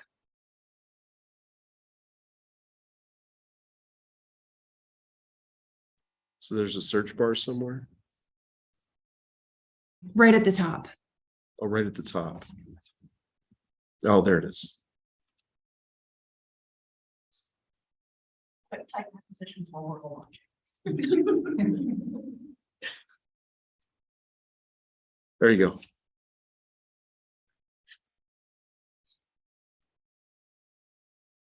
So yeah, there's good stuff there too. So.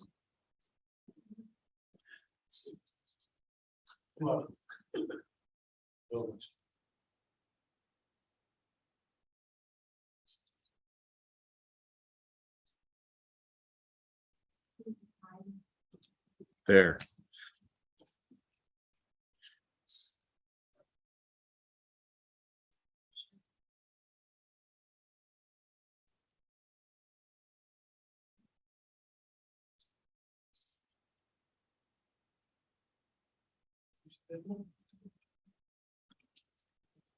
Yeah, we talked about koha-US, but we didn't really talk about the website. But if you go there, here's all the stuff about KohaCon 22. The share is how to get started, bugs, developments, all this stuff. The special interest groups, each of these groups meets usually monthly. There is one about specific issues related to library consortia. We only meet every other month. And there is one specifically for how to administer Koha. And Jason and I always go to the web development one so we can figure out what to harvest from each other. But on all of these, if you go to YouTube and look up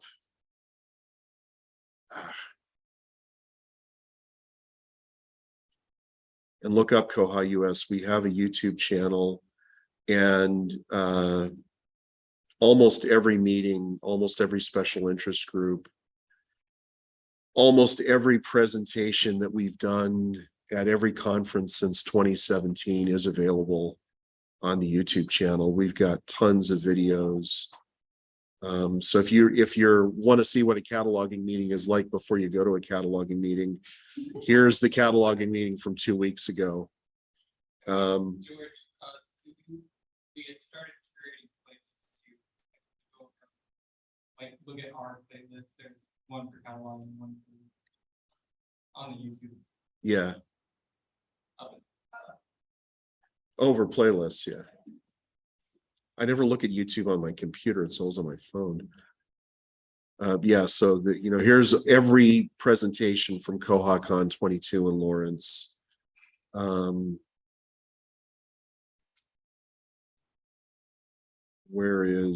we go. Consortia, web dev, cataloging, 38 videos. You could spend 38 hours watching nothing but cataloging meetings. That's over 3 years worth of cataloging. One of the great things about the videos is sometimes if they're a little slow on YouTube, you can speed them up to like 1.5.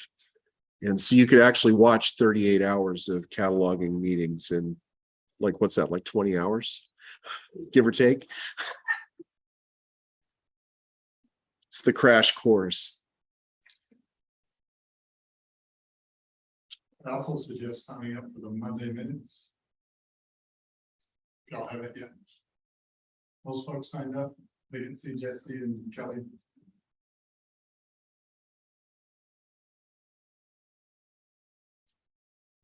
And this came about based on questions that were coming in through support.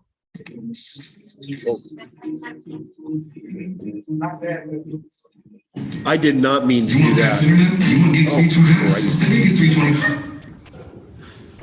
Sorry.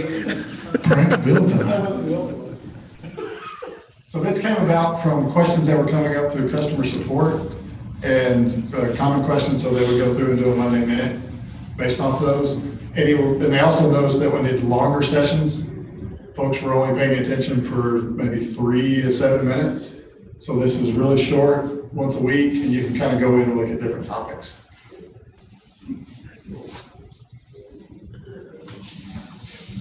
We can talk about the Terrific Thursday. Yeah, I was going to pull that up. So Terrific Thursday. That's a Koha-US product.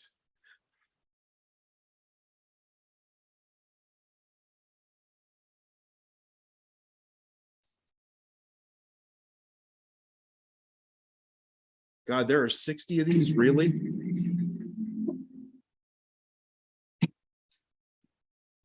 Yeah, I'll pause it right there.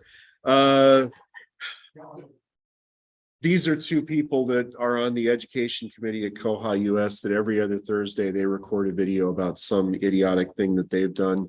These are a lot longer than the Monday minutes. These are 25 minutes long. And these are me and Christopher Brannon from the Coeur d'Alene Public Library in Coeur d'Alene, Idaho. And usually what we talk about, the Monday minutes are usually answering questions the terrific every other Thursday. We couldn't do Thursday minutes because somebody had stolen that. And we didn't want to do it every week because we didn't have time for that. So we settled on doing it every other week on Thursday, and somebody came up with that name. I don't know who.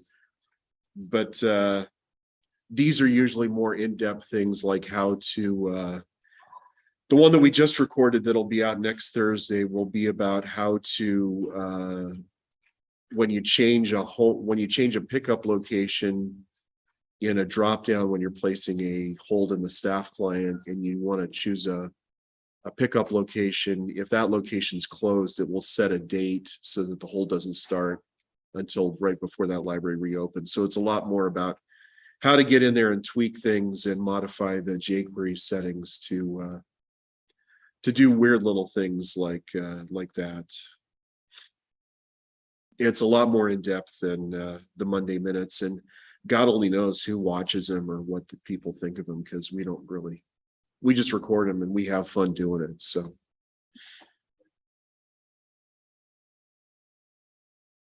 Any other questions or comments? If not, we can give part of your day back. Jesse, anything online? That's it. Excellent. So if there's nothing else, I'm gonna go ahead and adjourn. Thank you for everybody that joined us online. Thank you for hosting us here. Great facility. Thank you so much. The presentations were amazing. Thank you for taking your time for doing that. So